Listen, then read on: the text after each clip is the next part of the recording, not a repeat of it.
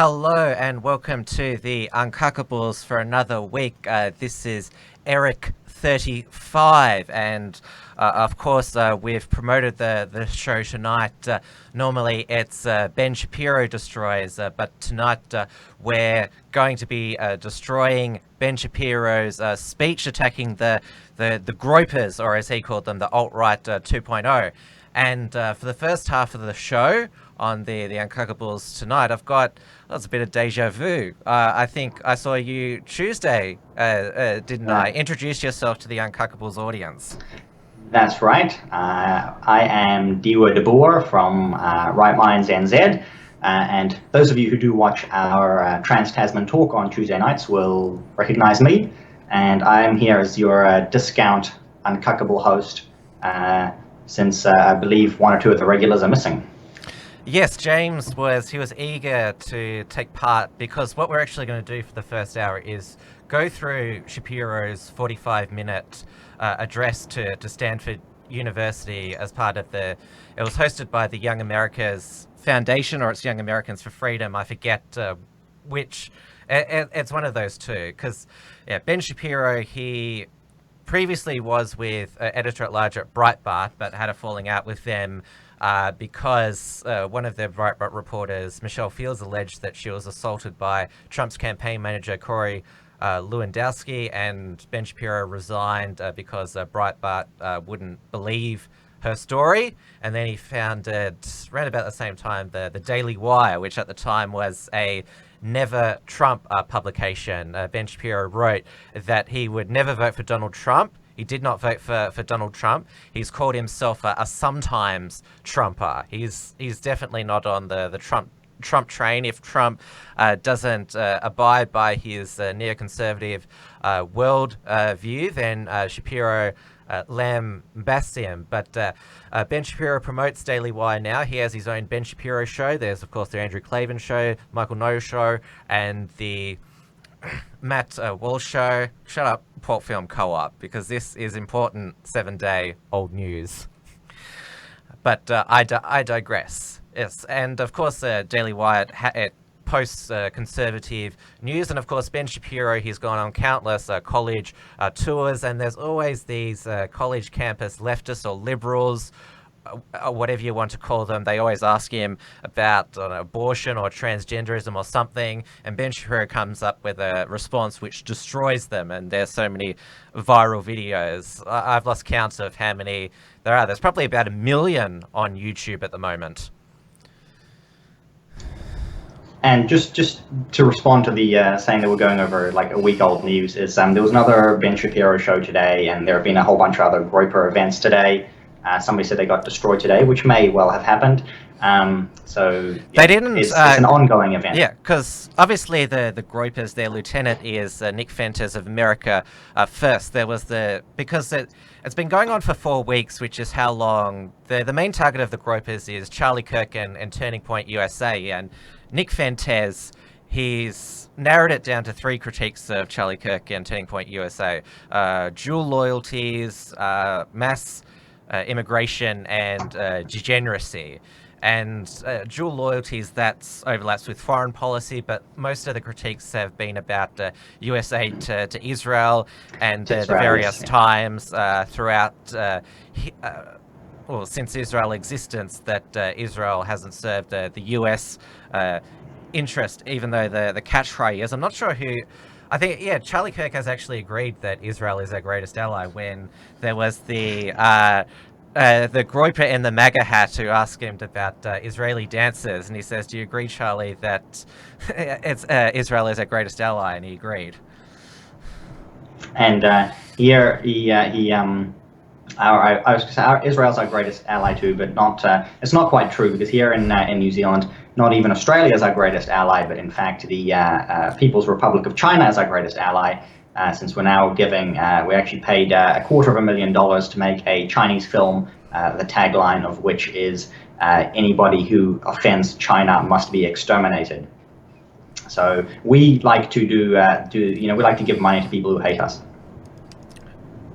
Yes, if they ever have a Turning Point New Zealand, it'll be whoever's in charge China is our greatest ally, and there'll be the groypers in the crowd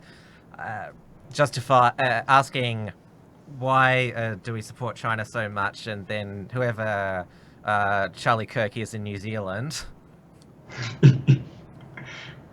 We don't have any possible candidates for Charlie Kirk in New Zealand at the moment.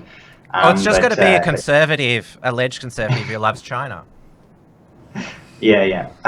That's most of them, at least in politics. I suppose we're pretty safe there.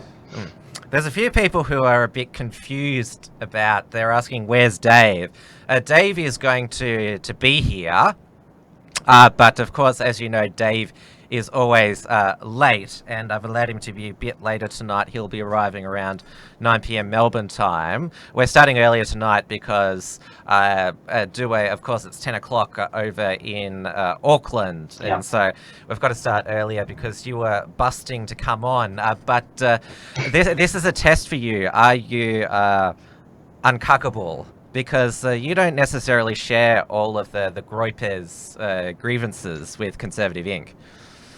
No, that's right. I really am a big fan of Israel. I love Israel too, just like Charlie Kirk does. But not in the sense that I wanted to send them $3.6 billion every year. I think that it's a great country. They've got great immigration policies. I love a lot of their policies, especially the immigration policies that they have. I like to say I'm a Zionist, but not in the sense that most people see it. In the traditional Christian sense, a Zionist is actually somebody who is a Christian. The church is the inheritance of Zion.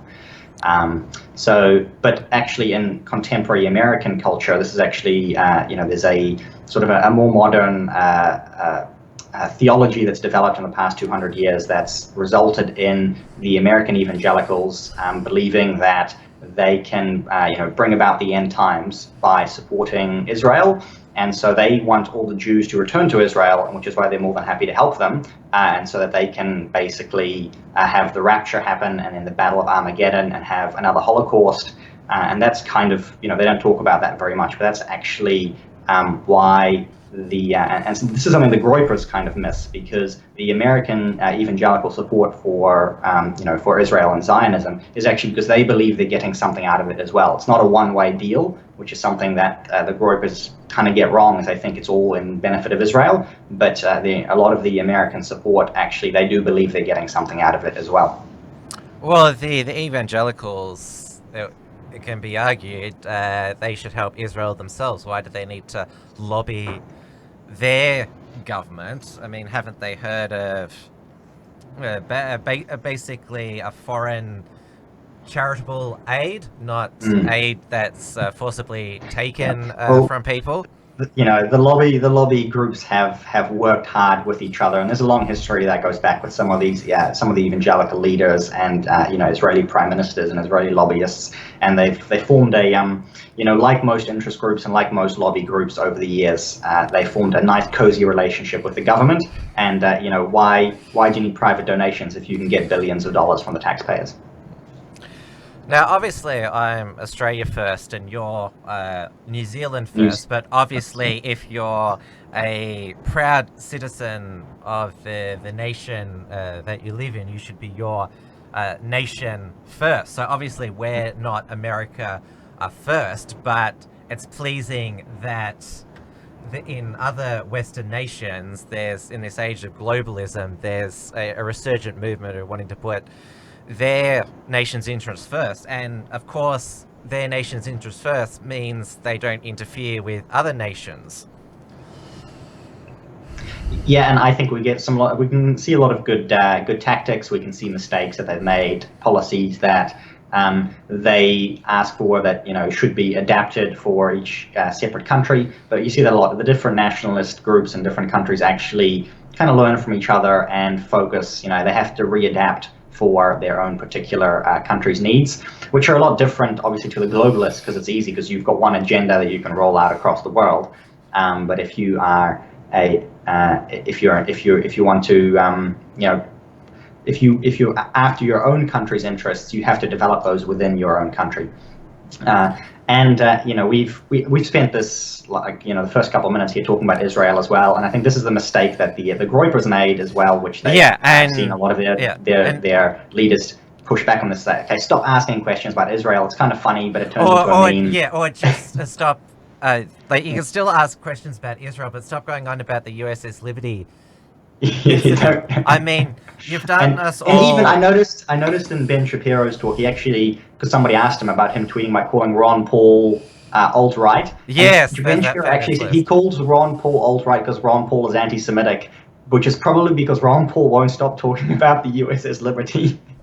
Sorry, it is Ron Paul, not Rand. Yeah, I was right. What? Yeah, here's Ron Paul Institute. That probably has the most comprehensive summary of the USS Liberty incident. But yes, I think the groypers, they have educated, I think, the world about. I had no idea what the USS Liberty incident was until the groypers started asking questions about it. I was like, whoa, that's a pretty dodgy naval war crime that happened.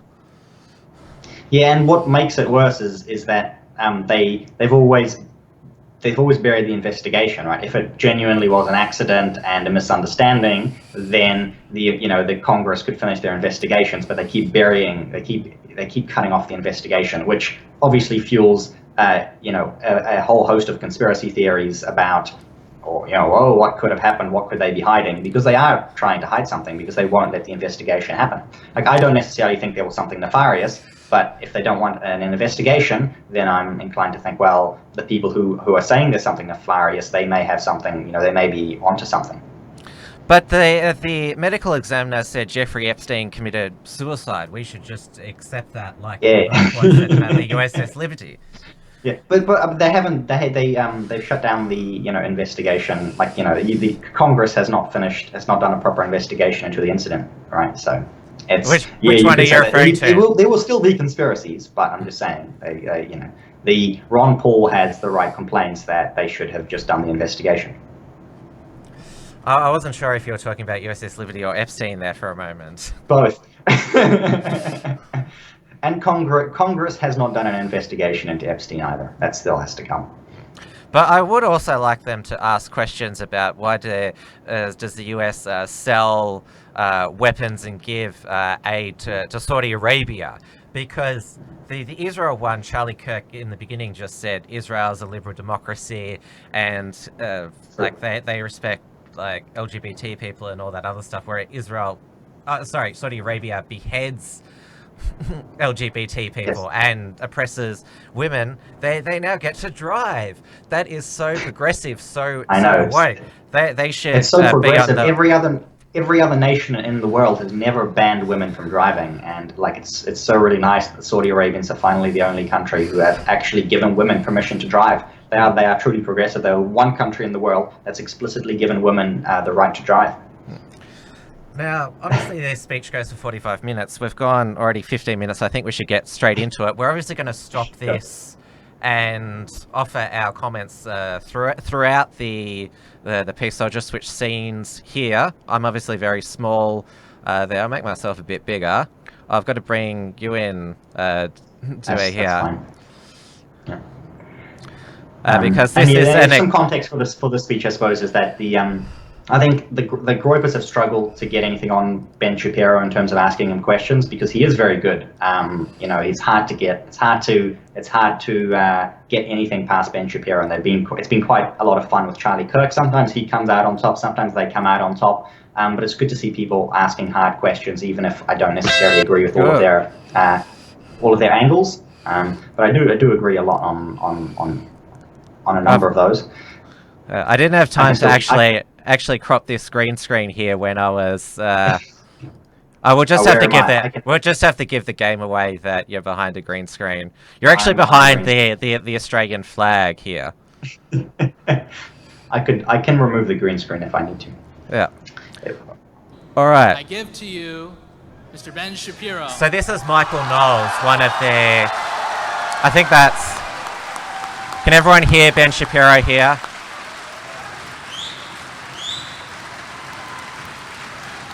We are on Entropy as well. I'm putting the link in the description. You can join us to send us super chats and ask us questions throughout the show.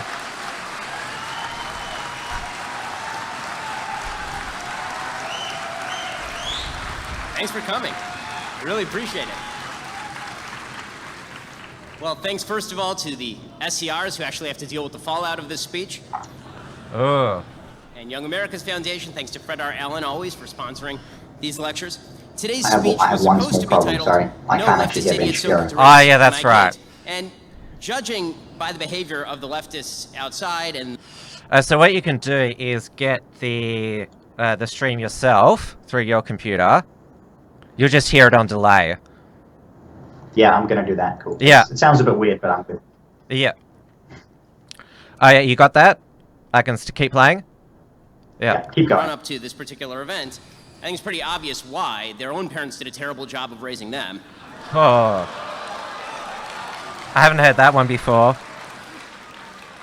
My favorite is that apparently there's some dolt out there walking around in a white sheet, to which I say, shout out to Governor Ralph Northam. That, of course, is the Virginia governor who wore the Klansman outfit I really in his yearbook. appreciate the level of generosity and open-spiritedness of the dorm community here at Stanford. Apparently, the folks at the SCRs put up some posters for this lecture. They were quickly removed, which is a real free speech problem if the administration does not do anything about it. And they're replaced by a letter from the Nordelpha staff. This is one of your dorms. Yeah, shout out to you guys too. It says, Dear Nordelpha community, we, the Nordelpha staff, care about you, your feelings, your physical and emotional health. You matter and are welcome here in this space. We welcome and center the voices that some may wish to specifically marginalize and target. In that way, we support black people, people of color, non-binary folks, LGBTQIA folks, Muslims, and Jews. People from diverse backgrounds learning and flourishing together is what makes Stanford and Nordelpha special, particularly if they never have to hear anything they don't want to hear. That last part didn't write. Thank you for being you. You are a star. And don't let anyone tell you you're not. Why, thank you too, Barney the dinosaur. Please reach out to any of us if you need to talk or need us to support you in any way. Honestly, if seeing a flyer requires psychological support, you needed psychological support before you saw the flyer. All this stuff is so 3 years ago.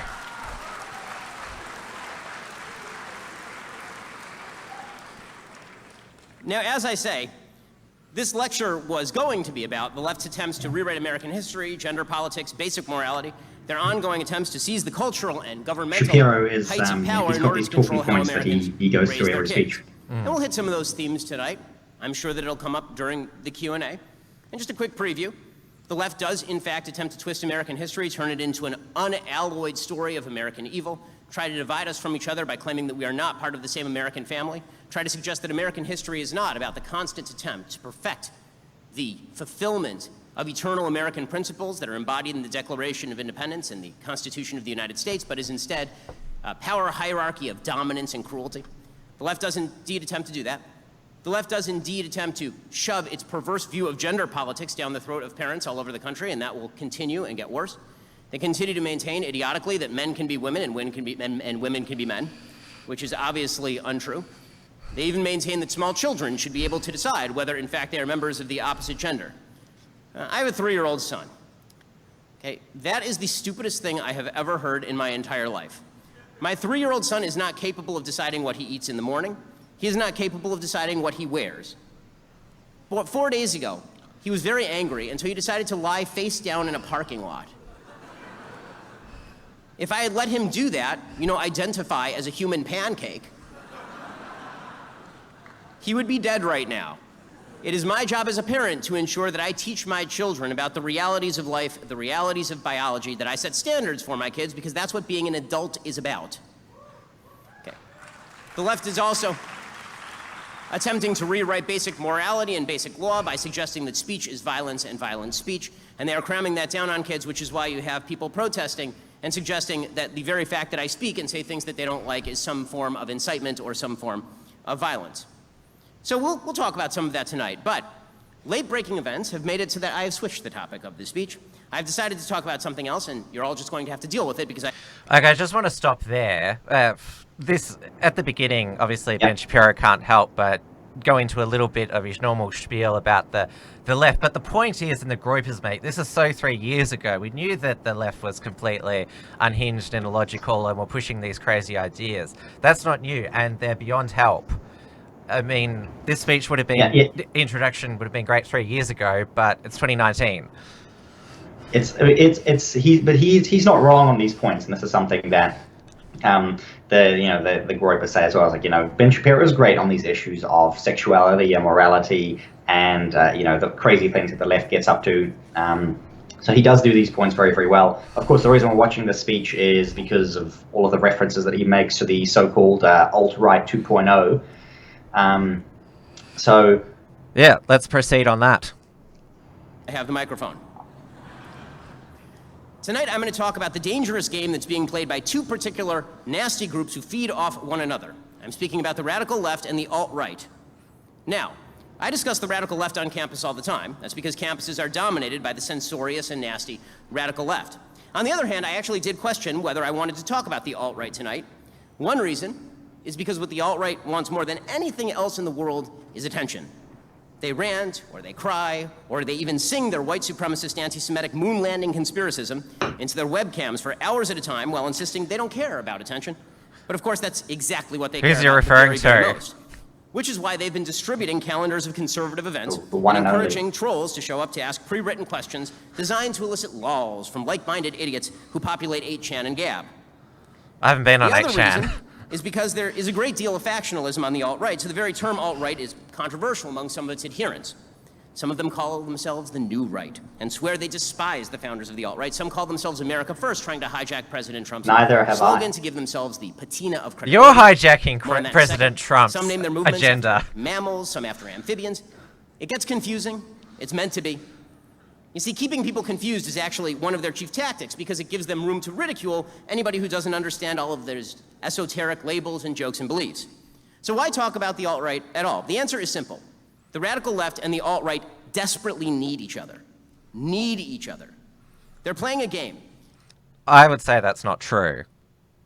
Because the alt-right 2.0, Nick Fuentes, he hasn't, well, obviously he has his views and is radically opposed to the left's agenda, but that's, I'm not aware he's not feeding off the left. This is all about being this groyper war, calling out fake conservatives. Or conservative. And he does, what he kind of does here is he says, these people say that they're, the new right and America First, which they are, and they've been saying that since the beginning, right? And he says, they've been disassociating with anything that's alt-right, which in most cases they have been doing, but then somehow they are still alt-right for not being alt-right. And if I believe, later on in the speech we'll see the same thing where, Ben Shapiro is like, he's got left-wing protesters calling him a Nazi while he's out saying, "Oh no, I'm denouncing the guys who are." Yeah, we'll get to that. He's doing the same thing. He's doing the same thing. Anybody who isn't on the radical left by lumping them in with the despicable alt-right, and in which the alt-right You're making me look bad. Anybody canceled by the radical left, specifically with supporters of President Trump who've been maligned falsely as evil by the radical left in order to artificially boost their alt-right numbers. These two goals are mutually reinforcing. Now, first, I want to just say, straight for the record, okay, the alt-right does not mean anybody who's an immigration restrictionist, or people who are pro-tariff, or people who are more isolationist on foreign policy. It's a very specific set of beliefs, and what you'll see the alt-right do is adopt the beliefs of some of these other movements in order to find cover for their actual belief system, which really is quite vile. So here is how this game works. Let's say that you're on the alt-right. Has he described the left as just call you the vile? alt-right for purposes of this conversation, because that's what you are. Let's say, for example, that you're constantly talking about white civilization, a nonsensical term because civilization is not defined by color, but by history and culture and philosophy. But let's say that you say white civilization is under attack by multiracial hordes. Ooh. Let's say that you're antipathetic toward Jews, you're enraged by the liberties guaranteed by the Constitution of the United States. Let's say you spend your days ranting about how conservatives and traditional classical liberals, the sole protective force in America against the radical left, haven't conserved anything. You say that America is not a propositional or a creedal nation, even though the nation's founding literally begins with the words, "We hold these truths to be self-evident, that all men are created equal, that they are endowed by their creator with certain unalienable rights." Let's say that you cite Christianity as the basis of your values, but you're more likely to quote Nietzsche than Christ. Let's say that you constantly lament the decline of our fundamental institutions, but you don't belong to a church, you don't belong to a bowling league, you don't belong to the Lions Club, you don't belong to the Rotary Club, you don't own a home, you don't have a grown-up job, you probably aren't married, you probably aren't a parent. Let's say that your greatest achievement in life isn't family, kids, church, community, but that you once made a semi-ironic meme that 7 other people like you upvoted on Telegram. Turns out not all that many Americans agree with you. After all, your agenda is pretty disgusting. You also happen to have the unfortunate habit of saying really disgusting things when you think other people aren't listening. For example... Okay, we'll stop there. He's basically done what the left does there, made a whole bunch of generalizations about people who hold a philosophy. Basically, it was a eloquent way of saying you're all losers and you've never achieved anything. And so far he's called them vile and disgusting. And that can be true of some, but that's exactly what he's doing is lumping in all of these people together and then trying to minimize anything that they've done, and he's obviously referring to 1 or 2 people in particular. I noticed early on, just before he went into the spiel at the end, where I suppose he was referring to Fuentes. He was actually talking about the guy who does the Wahite thing, and trying to remember his name. I think Renaissance Taylor. I think that's the guy. Jared Taylor. Jared Taylor. He's the one who talks like that, which is hilarious. Right? Nobody else talks like that, so you know who it is. But all of the other people who he then maligns after that are the ones who don't like Taylor. So, he's doing the same thing the left are doing. Our audience will be excited about this. Dave is here, so I'll just exit the scene for the moment. I'll leave the video playing, so Dieuwe, you won't be able to stop it, but you can comment throughout it.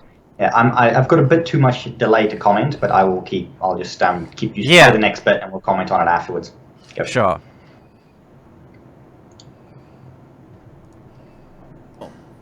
Your thought leaders, your self-proclaimed lead influencers, will say they're not on the same page as white supremacist Richard Spencer, but then they'll go on Facebook and post about the Charlottesville white supremacist rally, quote, "The rootless transnational elite know that a tidal wave of white identity is coming, and they know that once the word gets out, they will not be able to stop us. The fire rises." Really hiding the ball there, are you? Let's say that your self-proclaimed lead influencer has compared Alex Jones's ban from social media, a ban, by the way, which I opposed publicly, to a modern Kristallnacht and the beginning of a white Holocaust. But when it comes to the Holocaust itself, you have some questions. You do. Those questions are questions like this. This is a direct quote from a lead influencer in the alt-right. Matt says, "If I take 1 hour to cook a batch of cookies and Cookie Monster has 15 ovens working 24 hours a day, every day for 5 years, how long does it take Cookie Monster to make 6 million batches of cookies?" I don't know. That's a good question. No, that doesn't sound really correct to me. Wait a second. It takes 1 hour to build a batch of cookies, and you have 15 ovens, probably in 4 different kitchens, right, doing 24 hours a day for 5 years. How long would it take to get to 6 million? I don't know. It certainly wouldn't be 5 years, right? The math doesn't seem to add up there. None of it really adds up. None of it really makes sense. This crazy cookie analogy. 6 million cookies? Nah, I don't buy it. That's all irony. I'm an irony bro. That's all irony. This is the kind of stuff some of these folks are saying. For the record, by the way, just so the facts are on the record, according to Henrik Tauber, a member of the Sonder Commando who worked in several of Birkenau's gas chambers, quote, "We worked in 2 shifts, a day shift and a night shift. On average, we incinerated 2,500 bodies a day. The procedure was to put the first body with the feet toward the muffle, back down and face up. Then a second body was placed on top, again face up, but head toward the muffle. We had to work fast. The bodies put in first soon started to burn. Their arms and legs rose up. Women's bodies burned much better and more quickly than those of men. For this reason, when a charge was burning badly, we would introduce a woman's body to accelerate the combustion," unquote. But maybe he was just being ironic, bro. In fact, it seems like some members of the alt-right, they have a pretty large problem with Jews generally. They'll tweet things like, quote, "So-called Jewish values tend to favor liberal and internationalist positions like abortion, foreign intervention, multiculturalism, homosexuality, and mass immigration." Some of you will say that you're hurt in your daily existence by Jews. You suggested that a religious Catholic who writes for my website, a guy named Matt Walsh, is a, quote, Shabbos Goy race trader who's throwing his own people under the bus and hates white people. In fact, Walsh is, according to you, an F word, that would be for gay people, P word, as in female genitalia, race trader who works for the Jews. What prompted that outburst, by the way, on the part of this alt-right lead influencer? the fact that my friend, Matt Walsh, said that the El Paso racist shooter should be publicly executed in brutal fashion.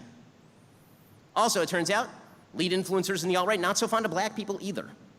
One particular lead influencer, when asked if having sex with a dog is the same thing as having sex with a black man, said, quote, they would both be degenerate.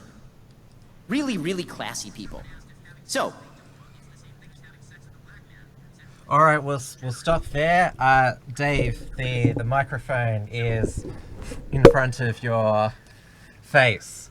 Everyone was asking at the beginning of the stream, where's Dave? Well, Dave? Dave is here now. I turn up at 8:30. Yes, and Dieuwe, Hello, Dave. Meet Dave Hiscox. Hello, from is that XYZ. James? Is that my new name? What did you say? No, sorry, what's your name? Dieuwe, de Boer. He's my co-host on Trans Tasman Talk. Hey, how's it going? Tell Dieuwe about your problem with the name. My problem with the name? Is it too foreign sounding? No, that's absolutely fine. I'm just getting up to speed. It's good. Well, I don't know if you guys are listening to the bit that we were all just listening to, but Ben Shapiro went through and read all of these Facebook posts, and he read out the this cookie analogy, so basically, which actually, I suppose from the perspective of what I know Fuentes likes to talk about as optics and so on, is that Ben Shapiro has the optics on this one, and he has some genuine he's got a genuine way to swat aside Fuentes because of the was it ironic jokes, the kind of Joker style stuff that he does. So I think Fuentes actually gave Shapiro a lot of ammunition there and got owned. But maybe you've got a different take. Well, first of all, it was pretty amazing that Ben Shapiro acknowledges this cookie analogy, and the context is that Nick Fuentes was reading out a super chat which had and you have to remember why the cookie analogy was created. It was not to be edgy, is because the cookie analogy was created because on social media you can't talk about what the cookie analogy is actually talking about. So if free speech and open debate were respected, no matter how triggering or, as Shapiro says, how much your feelings got hurt, then there wouldn't be need for this stupid cookie analogy. But at the end there, Shapiro, he does counter what the cookie analogy is by saying, oh, you're making out like you couldn't bake all these cookies, and he provides not much, but he provides a decent explanation about why this analogy is not true, and that's how it should be. So Shapiro has done what a lot of people haven't, and he's refuted the cookie analogy. I think, given his takedown, like, he should probably do maybe a 45-minute speech just on the cookie analogy, because I want to hear it, because basically this cookie analogy is flourishing on the internet. It's being unchallenged, and Facebook now gives people 30-day bans for posting the cookie analogy. The problem for Ben Shapiro that is, if he's acknowledging the cookie analogy, he's already lost. Why? Because it's the whole point of nationalist memes is to actually get nationalist ideas into the public consciousness. And the reason that we are generally ignored is because they don't want to actually debate that. The reason that they don't want to mention the cookie analogy generally is because they don't want to broach any kind of discussion on that subject. So if he's actually mentioning the cookie analogy, even to refute it, he's allowing essentially the placement of a bug inside the minds of everybody who hears it, because everybody's going to want to find out more about the cookie analogy. And even if he can refute one argument, that he may not be able to refute the next one. And in that audience who hears this, you're going to have a whole bunch of people who, all of a sudden, like a little light bulb has gone on, and they're going to start a little bit of a searching. And once that searching starts, you can't stop that. So I make the case that I've lost most of the arguments that I've had on nationalist points with people, like sort of just one-on-one, like when I'm sort of having a discussion. But the whole point is to actually seed an idea into people's minds. Dieuwe, do you want to respond to our analysis? Because this was the biggest part of the speech. To a certain extent, yes, but I would say that, you know, just challenging ideas is good. And so, like, there are plenty, like, it's plenty easy to find, you know, books by various people who have written about the Holocaust, who have written about, you know, who've dug into the numbers and so on. You know, and that's what Shapiro is talking about here, but it's not necessarily what the what the groypers were after and what they wanted. And I'm just saying that you know, by having said this thing, and you know, you've got the other clip of him playing GTA and making a joke about running over, like, I just ran over Ben Shapiro, which is, you know, like, you know, all of the Jews look the same kind of joke, which in, you know, maybe, you know, you're like watching a gaming stream, somebody said something funny, but that looks bad. That looks bad for him, and it looks bad for anyone who's trying to ask similar questions, to him. Or so in that sense, he discredits himself in the public eye via the optics that he's very carefully set up for all of these other issues. Right, he's very carefully pushing optics on immigration and so on. He's making sure that there's no white nationalist stuff, you know, avoiding alt-right talking points and so on. Doing a good job of that. He's doing a good job in terms of what's the other one? Sort of you know, pushing good questions for morality and sexuality, and the pushing of drag, you know, pushing of drag kids and drag queens, and then undermining himself by you know, making bad jokes about you know, Israel or Jews or anything related to Ben Shapiro. Right, so he's got a sort of his weak spot. In the case of Fuentes, his weak spot is Ben Shapiro, and yeah, maybe Ben Shapiro's weak spot is also Fuentes, seeing he made a 45-minute speech about him. We'll go back to, because we could probably spend heaps of time just debating this cookie question, as it's become known.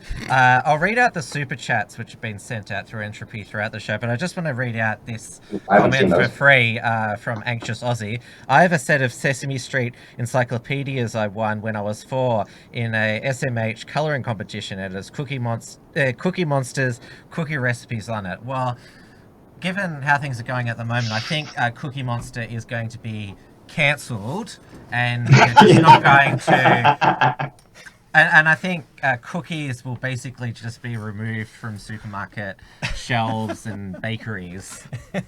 If you like drinking milk and dipping cookies into your milk, then you for sure are like you're alt-right 2.0. Double the alt-right. So Senator Slayer has sent us $3 US. He sent us a link to the Lavon affair. Did we go over that last week? If we've got time tonight, we can have a delve into it. And also, he sent us another $3 US.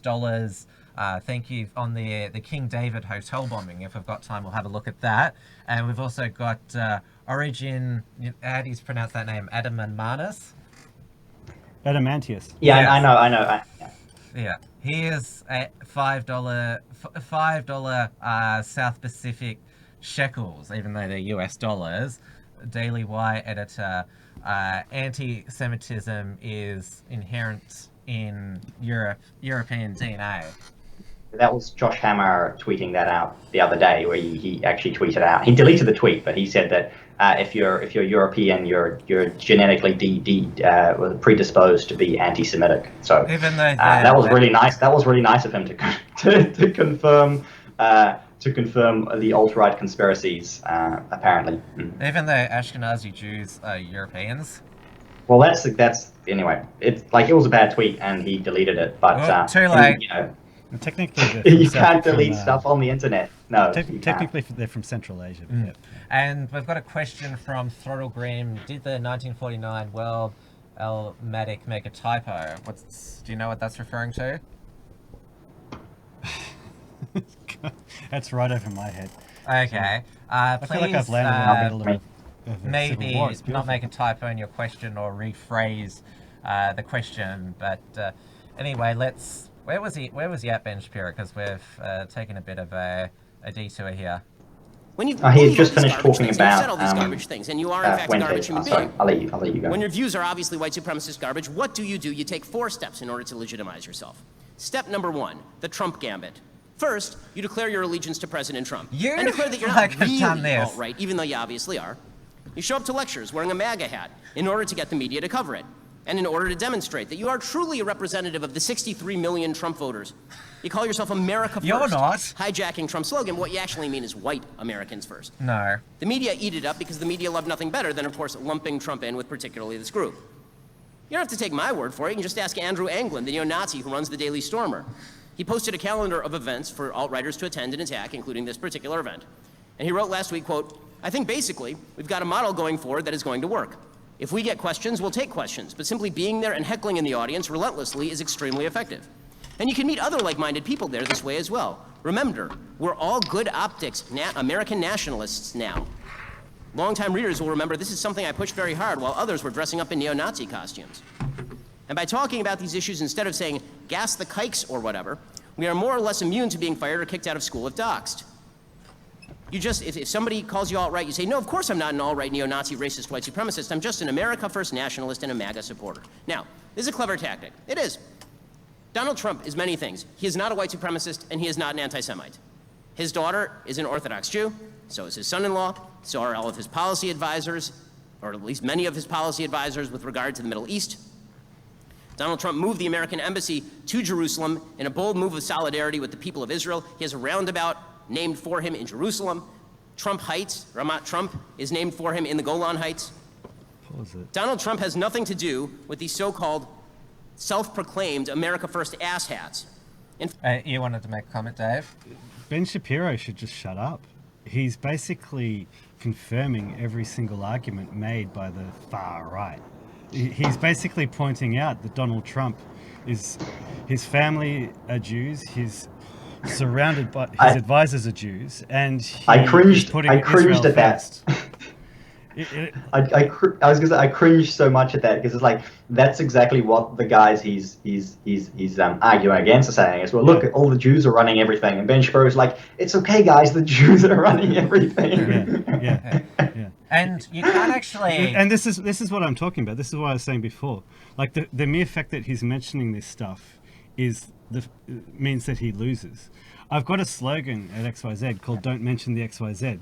The whole point is that the mainstream media don't mention any of us or what we're doing because they don't want our ideas to get out into the mainstream consciousness. Like they linked to, there's been one hit piece on XYZ and the Unshackled, and that doubled our audience. That was a couple of years ago, and they've never done one since. And the way to keep the alt-right in the box is to not talk about them, and Ben Shapiro is just opening that Pandora's box. I think what he's done here deliberately, cleverly, because he mentioned one of the actual alt-right guys, is then to say, look, the actual alt-right guys are saying pretend to be America First conservatives, and so therefore you mix them in together, and therefore you can't tell them apart. And so he strengthens his own position in terms of just being heckled and being asked hard questions. He can then say, well, look, we can't tell the difference between who's a genuine conservative and who's alt-right, pretending to be a concerned conservative. Right? So he's just playing short-term. He's playing short-term to defend his position. Like you said, long-term, he's making a terrible mistake. But he's doing it because he thinks it's going to help him in the short term. But you notice he mentioned Andrew Anglin, who's the editor of the Daily Stormer. So he's named Andrew Anglin. Well, that's the whole point as well, right? You're gonna have a whole. Mention Nick Fuentes, who his whole speech is about. Yeah, but that's clearly, he views Nick because Fuentes as more of a threat.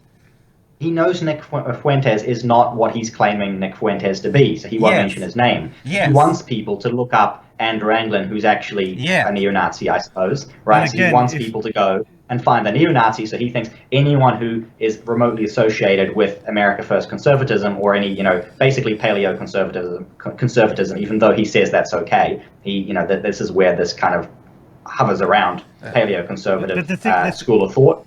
And then he's trying to say, they're basically just neo-Nazis pretending to be conservatives. again, he might think that it works for himself in the short term, but again, by mentioning Andrew Anglin, he's just pushed the Overton window even further to the right. Because now people are going to go to the Daily Stormer and they're going to read the Daily Stormer. And that stuff, it's like it's got brain altering patterns in it. It's really quite interesting to read that stuff. I want to mention interesting because the New Zealand media did the same thing. They ran a whole bunch of stories the last week over sites that had been blocked by the government. So government workers trying to access blocked sites, and most of it was pornography. But they mentioned these alt-right sites, these that people are trying to access, and they all mentioned the Daily Stormer, like www. whatever the URL is at the moment. That actually was embedded in all of the news articles in the New Zealand media last week. They actually linked to it. I wonder if like they didn't create a link, but they didn't create it as a link, but you could select it and paste it. You know, like, oh, this is a blocked site that you shouldn't access. But you can't, I noticed this when Ben Shapiro came on, you can't see it during his speech because of the lighting, but he's wearing a black yarmulke on, you can't see it here, but I saw it when he walked onto the stage. Yeah, right. So he's delivering this address, and he's just said all this stuff. He's saying that how can you support Trump when you're anti-Semitic when he's surrounded by all these Jews, and then he even mentions, especially around Middle Eastern policy. So he's in an attempt to say, oh, Trump despises your perceived anti-Semitism. He's basically saying that, yeah, Trump is influenced into supporting Israel, and mentioned that he's done so much for Israel that they've named a street after him into the Golan Heights, which if you look into the history, Israel didn't control for the first 19 years of existence after they won the Six-Day War. As punishment to the Arab states, they took control of the Golan Heights. And all at the same, the other great comment that Ben Shapiro just should not have said is that when these American firsters say America first, what they mean is white people, white Americans first. He should not have said that, because you're going to have a whole bunch of white Americans going, well, what's wrong with white Americans first? And why is this Jewish guy telling us what we can and can't say? All right, let's get going. In fact, he's very close to one of the people they attack the most, Charlie Kirk. Right? Donald Trump regularly invites Charlie to official meetings in the Oval Office. But, you know, these people bought some MAGA hats, so the left will spread their lie, and they know it. Which is why, again, they're encouraging people to wear MAGA hats to events. So be on the lookout. That doesn't mean everyone with a MAGA hat is an alt-righter, obviously. What I'm saying is that the vast majority of people who wear MAGA hats are not alt-righters. I'm saying the alt-right is looking to disguise themselves specifically for purposes of publicity. Okay, step two. Wait, pause it again. Oh my God. Oh, you want to stop it again? Pause it again. It's like every line. So here's a guy who's warning people, hey, there's a bunch of people out there with a political and racial agenda who are disguising themselves as you in order to push you and your movement a certain way. This guy, Ben Shapiro, should not be saying that. That's all I'm saying. And he's saying that he's actually conceding that the MAGA hat is associated with far-right extremism. That's yeah, maybe, but like he's just exposed himself. But again, he's like what you've got here is projection. Like that's the point. Like he is just. That's why I wanted to pause this and just dwell on this for a moment. Like right there is projection. All right, we'll keep going. Yeah. Right, not a bunch of masturbating losers who live in your mother's basement. No, you're the true heirs of conservatism. The way you do this is that you simply lie about mainstream conservatives. You suggest that mainstream conservatives are insufficiently committed to social conservatism. So, one of the things that all these people have been planning to do the last several weeks is they show up in the Q&A lines and they ask the same 9 questions. So I'm just going to knock down these questions right now, and then we can actually have a real Q&A with real questions. Saves us time on the other end. All right, we'll stop there. That was another basically leftist slur about the far right, masturbating losers in them. Yeah, did he actually? Because he said, I'm not sure if he said it before and I missed it, or he says it later when he talks about how they masturbate to images of frogs, which obviously he's referring to Pepe the Frog. I would say that if you're getting off on a frog, that's disturbing no matter what your political philosophy. But he's also done the same thing that the left did, because I've seen all of these, you see all of these articles, and like even, mainstream conservatives like Steven Crowder covered this, where he made this video about how bad pornography is for you, and he plays all of these videos of these left-wingers who are basically saying, the alt-right believes that pornography is bad and you shouldn't masturbate and so on.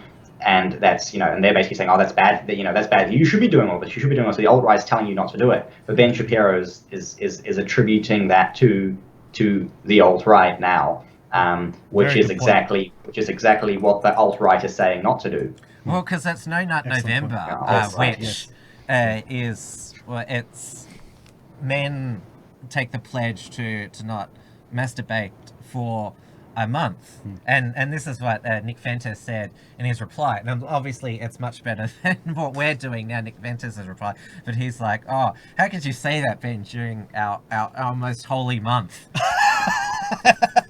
That's actually brilliant. Yeah. I am very glad that NoFap has entered the public consciousness in this way. I'm not surprised, and it 100% has, you've got people like, was it I think it was in because I saw a couple of videos from Steven Crowder, and I think you saw people like PewDiePie made videos about this, and all of the different right-wing channels and so on have been making content about this. So it's quite interesting, and obviously all of the left-wing channels have been making content about how people should be doing these things.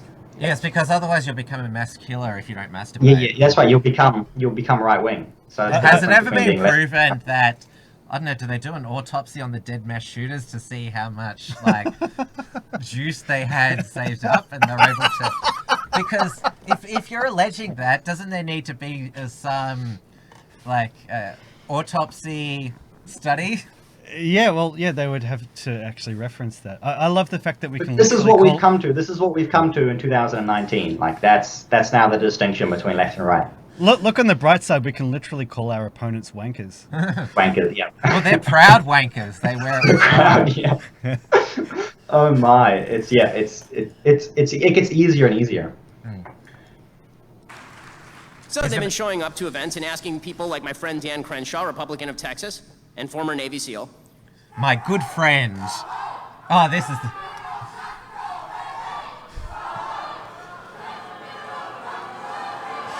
My question, guys, it's okay. I have one question. Are you protesting the part where I'm condemning the Nazis? You hear what I'm doing right now? Perfectly timed. How perfectly timed. I'm literally condemning Nazis, and you're telling me to leave. Do you hear yourselves? And he's basically saying, please see reason. See what I am doing. I'm doing what you want me to do, which is to say how bad Nazis are.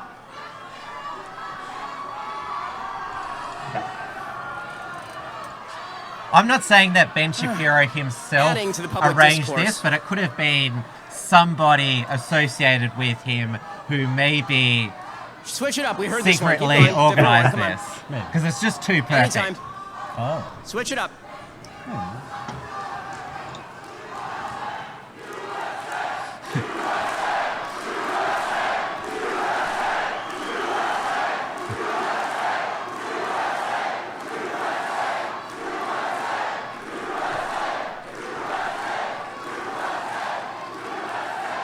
All right.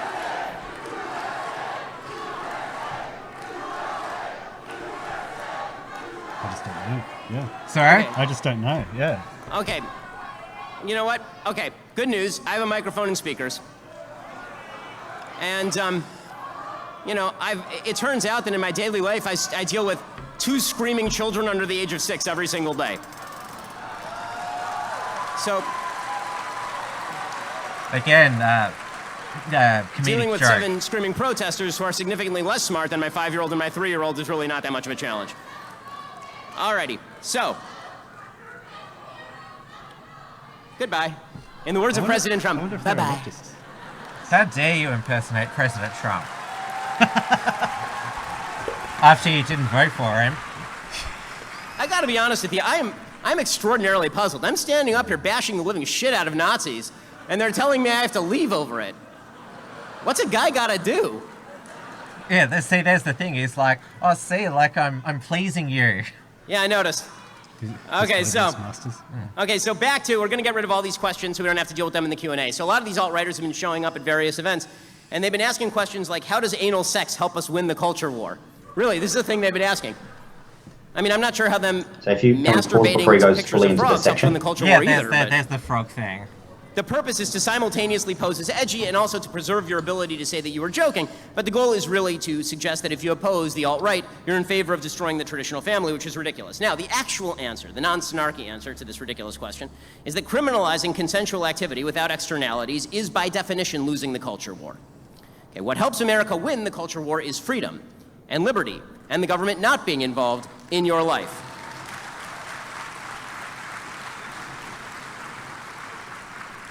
And if you, like me, believe that certain personal activity is a sin, you know how you win that culture war?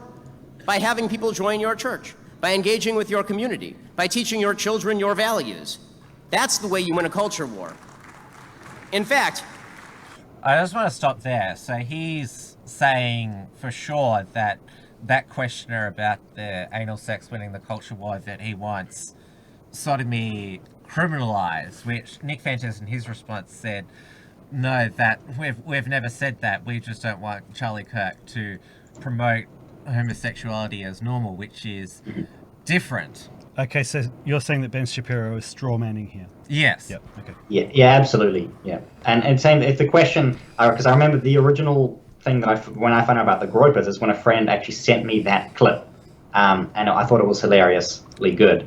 But that was his point. He was not saying, we need to ban this. He was saying how is promoting homosexuality as normal and as something that people should be doing, and therefore moving on to promote drag queens as being great, and then moving on to promoting drag kids and the castration of children, which he gets to as in a being moment. good. But he said that criminalizing consensual acts which don't have externalities. Oh. Did you hear that bit at the end? Yeah, right. So he says you can criminalize consensual acts if they have externalities on the rest of society. So, for example, Ben Shapiro supports the drug war because of externalities, even though, injecting yourself with heroin, that's a consensual, voluntary action on yourself. That has absolutely no negative effect on society whatsoever. I just wanted to point out what he said. If you want to talk about externalities, then there are two groups of people for whom the AIDS rate has not decreased in the last few decades. Like for most groups, when you sort of look at people group by group by group, most groups, AIDS has just dramatically fallen since the education came in. But there are two groups for whom it hasn't: black people and homosexual men. All right, let's keep going. If you want to talk about externalities... Before you carry on, I've got to bail now because I'm getting too late for me. So you guys have to carry on without me. Thank you for joining us. But I was glad to be of help to get you going at the beginning there, Tim, and have fun with the rest of the show. Thank you. Thanks and thank you. Nice to meet you, Dieuwe. Just can I make one suggestion? You guys need to rename your show Trad Tasman. Yeah, Tim's told me that, but we're there's the triggering seems to help the audience get all worked up about the show before we start. So we're good for it for now. And cool, so I've got to go. I've been criticizing Ben Shapiro the whole time. I do like Ben Shapiro on a lot of different topics, and I've got to say that I love Israel before I go as well. So have fun with the rest of the show, guys, and I'll see you next time. Yep, I'll see you next Tuesday.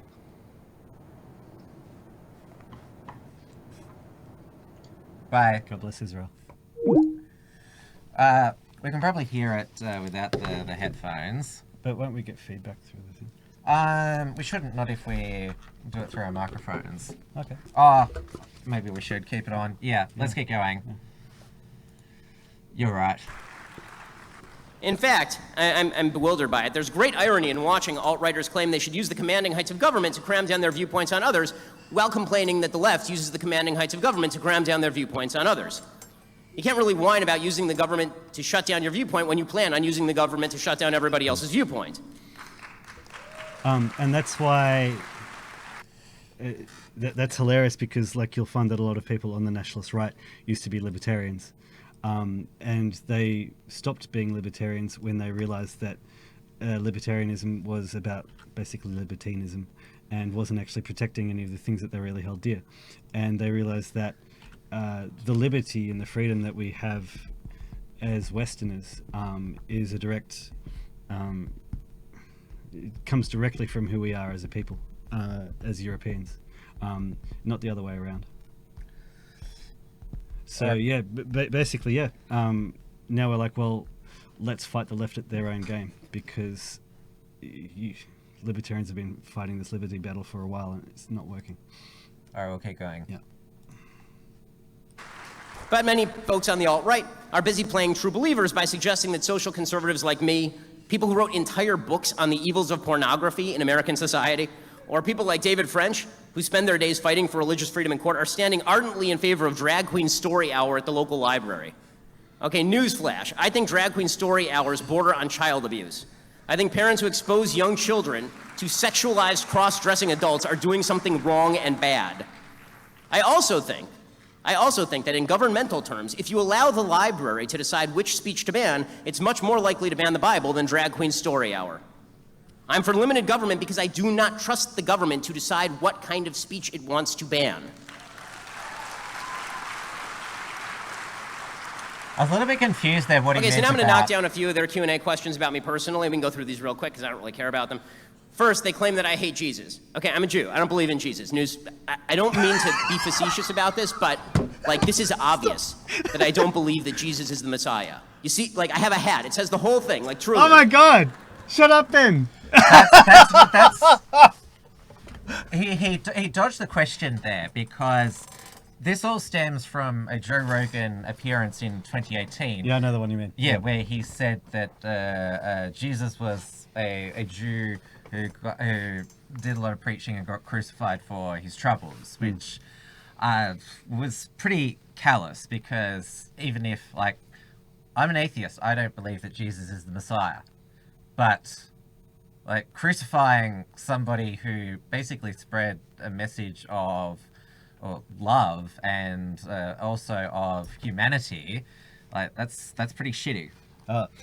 Again, it's more to the point that here we have a Jewish guy destroying the reason why a lot of evangelical Christians should support Jews in Israel. A lot of evangelical Christians sort of see Jews as sort of default Christians.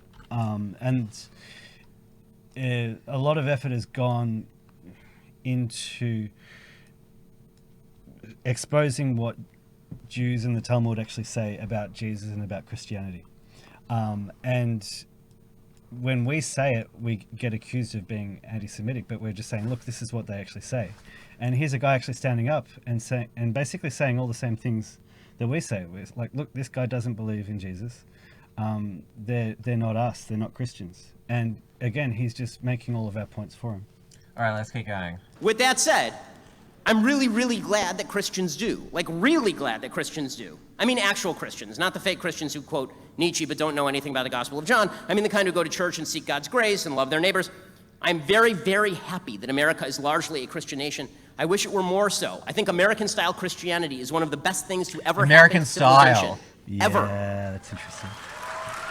Very, very interesting. American-style Christianity, i.e. You want to stop it? Yeah. My best friend and business partner is a layman. I.e. Zio Christianity, yep. Oh, you want to keep going? Yeah. Of Christians. I've given them the freedom and the platform to share their faith. I've written one of the best-selling conservative books of all time that basically calls for more conservatives to go back to church and argues for the value of biblical religion. Okay, a couple more of these. They say that I want America to fight wars for Israel. Nope. Nope. First of all, Israel can take care of herself. Hey! Then you don't need us. But he doesn't address in this the 3.8 billion in USA to Israel, which is what the original questioner was asking Charlie Kirk. So once again, like, I'm glad you know, like, the details of all of these. So, like, he's always slipping. Yeah, he's dodging them. Always dodging. Because this is the thing, that he knows that his audience is not fully following this. Yes. And so it's easy for him to basically verbal and spin what the groypers positions with what he wants to think that they're saying, which his audience will agree with him rather than the groypers. So well, that's easier for him to refute, I should say. Yeah, so what we're looking at is Ben Shapiro getting up there and doing damage control. He's doing all he can to keep people who are into Conservative Inc. in that box. Yeah. This was a lose-lose for him because he couldn't ignore the groyper war. He's in a fork, isn't he? Yeah. Like otherwise he would, because he's the facts don't care about your feelings guy. It's a fact that the groypers were going to Culture War, Turning Point USA events and asking all these questions of Charlie Kirk and his guests. And if obviously Ben Shapiro, his feelings are hurt by this, and he's avoiding the facts that he can't actually argue against. Yes, but he's got to acknowledge the fact that Turning Point USA has been turned into a farce. Yeah. Even though he feels really bad for Charlie Kirk and wants to help him, feels that he should try and cover this up for Charlie Kirk. Yeah. So he's trying to do the facts don't care about your feelings. At the moment, Ben Shapiro is trying to acknowledge facts over his feelings. Yes. Just one more thing. Like I have considered writing an article called "Israel Can Look After Itself," because like that's the message that we can send to normie conservatives, to normie evangelicals. They actually don't need our help. We don't need to fight for them. I'd love to see Donald Trump say that as well. Like, Israel can look after itself. We'll let them deal with it. Savnik pointed out that Ben said Israel can take care of herself. Did Ben just assume Israel's gender? Well, that's a very good question because apparently they believe in a hermaphrodite god. So you know. All right, we'll keep going. They say that I'm a chicken hawk. I want to send our boys to die, but I won't fight myself. Okay, reality. People who join the military are braver than I. They've sacrificed more than I. That is a fact. Also a fact. No one in America sends people to die. People volunteer for our military. The draft has not been in effect for several decades. The people who join our military, they're not victims, and nothing annoys them more than being treated as victims by people who use them as political pawns. Nothing will annoy them more than finding out who they've really been fighting for. They don't need protection from me. I, like every other American, I have opinions on how to use the American military because we have civilian control of the military here in the United States, which is a very, very good thing. But suggesting that anybody who doesn't serve in the military can't have an opinion about the use of the military is like suggesting that anybody who is not a police officer can't have opinions about how the police ought to be used. I'm pretty By sure the way, our soldiers don't need the victimology, the sort of patting on the back of a bunch of weak, effeminate losers who live in mom's basement. They are protecting you. They are stronger than you. Okay, other ones. I attack the Covington kids. That's a very interesting bait and switch. Yeah. But I don't recall that that's what the America Firsts have argued about Ben Shapiro, that because there's obviously some groypers who've been in the US military and some who are not. Obviously Nick Fentes has not served. Yeah, so you're talking about they're actual groypers who have served in the military. Well, I don't know that for a fact. I'm just assuming that there is. There could well be. Like, how does he know? Yeah, there are military guys who are like, no, like, we shouldn't have been fighting for... Yeah, I mean, Tulsi Gabbard's running for president because as she says, she wants her brother and sisters in the military to be fighting only wars for America's interest, America First wars. Yeah. And yeah, there you go. Of course, Ben Shapiro doesn't bring that up. That of course, people volunteer for the military to serve their country, not a globalist goal. Exactly. So again, he's dodged the question. Like he's gone out and he's reinforced our point that Israel doesn't need our help, and then B, he's turned the question around and going, rather than we should only be fighting for ourselves, saying, oh, why do you feel sorry for these guys? Like again, he's like, and he's also saying that's diversion again. The masturbating losers in Mother's Basement. He's at the end saying, because I'm the most successful one, my opinion was more valid. Yeah. So he was saying, overall, my opinion about how to use the military counts more. Yeah. He's got a pretty high-pitched voice. Someone who doesn't masturbate in his mother's basement. I mean, this one is so absurd. Oh, this I is the literally comment was character. on the phone with the Covenant. I know them personally. I was on the phone with them nearly every night, guiding them in the media and through legal strategy. Okay, I haven't revealed that publicly until now, but now that this accusation is out there, I may as well say it. You can call them, you can ask them. Who was he on the phone with? Because I haven't verified this myself, but it's come back into fruition now that Ben Shapiro originally believed the fake news about the Covington kids, that they were intimidating and being racist towards this Native American drummer, and which of course they got thousands, tens of thousands of abusive messages and threats on social media. And obviously Ben Shapiro is saying, like, look, I did more for the Covington kids than anyone else, which is great. But what the groypers are asking, why you of all people initially fell for the fake news. Yeah. Yeah. So that's another dodge there. I.e., like, what's behind that question is you have certain assumptions built into your Yeah, your so that was worldview. another dodge. Yeah. They also suggest, these folks, that I didn't defend so-and-so when they were banned from social media. That's probably a lie. I've basically defended everyone from being banned from social media, including people who have targeted me and created risk threats for me. Okay, another one they like, that I'm a grifter, right, that I make money. Welcome to America. We have lots of sponsors. I'm very grateful for my sponsors. And I'm not going to apologize for the fact that I offer my sponsors a way to reach my audience. I'm very proud of them. I think their products are good. That's why I talk about them. And if it makes me money at the same time, great. I'm out to make money. I like money. Congratulations. It's a free market economy. Pause.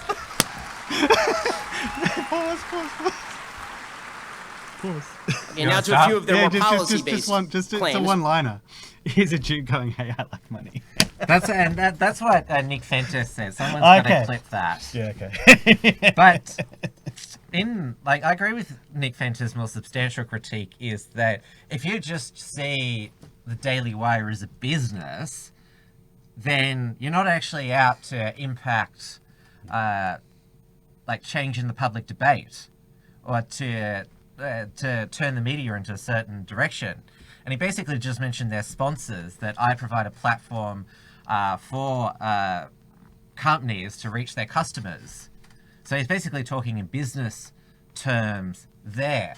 The better answer that I would have given is that we've all got to make a living and pay the mortgage, as the expression goes. This is obviously, I like what I'm doing, and yes, it's great that it's sustainable. That's what I would have. Yes, yeah. Lying about me or Matt Walsh or Charlie Kirk or David French or Dan Crenshaw. These folks are busy playing defender of the realm by suggesting that all immigration be shut down on the basis of race. Not on the basis of economics, on the basis of race. Let's be clear. Every country has the right and duty to defend its borders. I was for a Trump wall before Trump was for a Trump wall. Illegal immigration has been overall, not always, but overall, a massive boon to the United States. In periods in which it is not, that's because government has basically failed to take into account economic, education, and cultural status of new immigrants. The government should take all those factors into account. Again, economic, educational, and cultural status, all of that should be taken into account. And then we should welcome new immigrants who benefit the United States. This is all very logical. By the way, I'm confused by the idea that we should not be attempting to create a brain drain to the United States by drawing immigrants who are highly qualified here. If you're America first, why don't you want more smart, principled people coming into the United States to make us stronger and simultaneously drain other countries? Yeah, let's pause that. That's very interesting. So he's basically advocating for immigration. The whole point of Donald Trump wanting to build a wall, talking about illegal immigrants, people realize that they've lost their country. We want our country back. And of course, we're talking about legal immigration as well. And here he is saying, look, we're for immigration.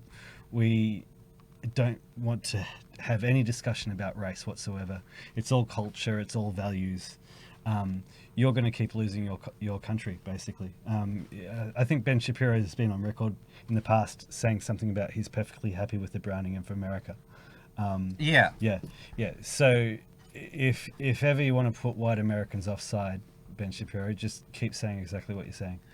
And he talked about a brain drain. So even though, like, neoconservatives are globalists, he's basically doesn't seem very global if you're basically want to suck all of the skilled people out of all the other countries and bring them to the United States. Like, because everyone was offended when Trump said he didn't want to take immigrants from shithole countries. And so basically Ben Shapiro is saying that he wants to take the best from every place on Earth, and so the rest of them can... So what's going to remain then? Because he's talking about a brain drain. So he's saying, I only want the rest of the world to be full of stupid people. That's the only conclusion that he draw. If you're draining the brains from other countries, what are you left with? Of course, I'm generalizing here based on Ben Shapiro's language. You're spot on, and you can take the argument further. So that's actually going to create even more push factors for immigration into the United States, because you're going to make all places which are already shitholes even shittier. And where do you think they're going to want to go? They're going to want to go to America. They're going to want to go to the West. And the other aspect that you've got to consider is that Western countries, the way that they're set up now, the economic model, we're essentially black holes on the rest of the world. Because we live in a place where, like, if you look at the native population of all Western countries, like the native European populations, we're all shrinking because we're not replacing ourselves. We're not having babies at replacement levels. We're not having enough babies. So the way that they keep the population growing, and thus the economy growing, is to take more immigration in. But the thing is then, like, these immigrants are going to come to a place with the same economic conditions. They're going to have the same financial restraints on them being able to have babies. And so in that case, there's always going to be this incentive for the governments of Western countries to bring in more immigrants from other countries, because the people who live here are not going to be able to have enough babies to keep a sustainable population. So basically, Western countries, the way that they've been set up, are black holes, because we're always going to be sucking in people from other countries if we want our economies as they currently stand to survive. And going on from... I defer to Nick Fentis again, saying that, well, what's the point if you want high-skilled... he's basically saying import high-skilled people. And so what's the point of a local American then spending $100,000 study to be a doctor if they're just going to import doctors? Yeah, that's it. Which, that's not America first. Absolutely. Like, why isn't it better for... If you're America first, don't you want, firstly, an American citizen to get a qualification for a highly skilled job? To keep building on that, actually, if you look at Australia's example, Australia has had unemployment levels in the hundreds of thousands for several decades, and we've had... Wages have gone even more flat. It just broke today. Yep. And we've had mass immigration to Australia for several decades as well.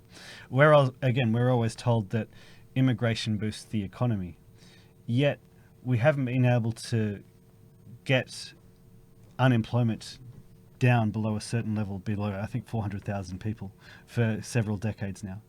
So if all of these hundreds of thousands, millions of immigrants coming into the country are boosting the economy, why do we still have that massive unemployment? The fact is, immigration might be good for the immigrants, but not necessarily for the people who already live here. All right, let's keep going. I'm not sure how much long we've got to go. Are we halfway through? We might just... Then you get the questions about Israel, and suggesting that if you're pro-Israel, this means prioritizing America over Israel. That's absolute nonsense. If America had a policy that was not good for Israel but was good for America, I would back it. They talk about the USS Liberty incident. There have been multiple studies, U.S. Navy, Joint Chiefs of Staff, CIA, House, Senate, NSA. So he was saying, like, Israel can look after itself. Oh yeah, okay. Yeah, he would back So he's saying not good for Israel, but good for America. He would back it. America. Yeah. Yeah, so he's going to be held to that. Okay, we're Yeah, up to yeah, he will USS be. Liberty. Most Yes. of the reports, according to historian Richard Brownell, do not assign culpability for the incident. They focus on communications failures. I have to say, I'm a little bit bewildered why you're so obsessed with an incident that is now 52 years old. If you have theories that are better than those of the American government, they've got He's obsessed with an incident that was 80 years old. Fuck him. And I already went through this before with Dieuwe, but he's basically saying, believe this report by the governments. Would they ever lie to you? Oh, wow. He should also watch footage from Red Elephants, who has interviewed survivors of the USS Liberty who say, look, the pilots of the Israeli jets, the Israeli pilots, they flew over us several times. They saw the American flag. They knew who we were. Yeah. Feel free to dial them and tell them about your 5-decade-old theories about a military incident from the 1967 Six-Day War. It's of direct and vital interest now in 2019. Okay, speaking of Europe, they tend to say that they like white European ideals, not Western ideals. Western ideals would be a thing, right? Because you can read about Western ideals in books. White European ideals. I'm wondering exactly what they're talking about. They're not talking about Christian ideals. You can read about those in books too, right? Or Judeo-Christian ideals, which I talk about. Right? Instead, they talk about white European ideals. I'm confused what are white ideals? What do white ideals look like? Do white ideals look like, you know, like the professors at these universities who are overwhelmingly white and overwhelmingly socialist?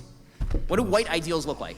How about European ideals, like the socialists over in... You want to comment? Because white people have been subjected to socialist, cultural Marxist, Jewish propaganda for the longest period of time. Yep. In various parts of Europe? Are you really happy with how Germany's being governed right now, are you?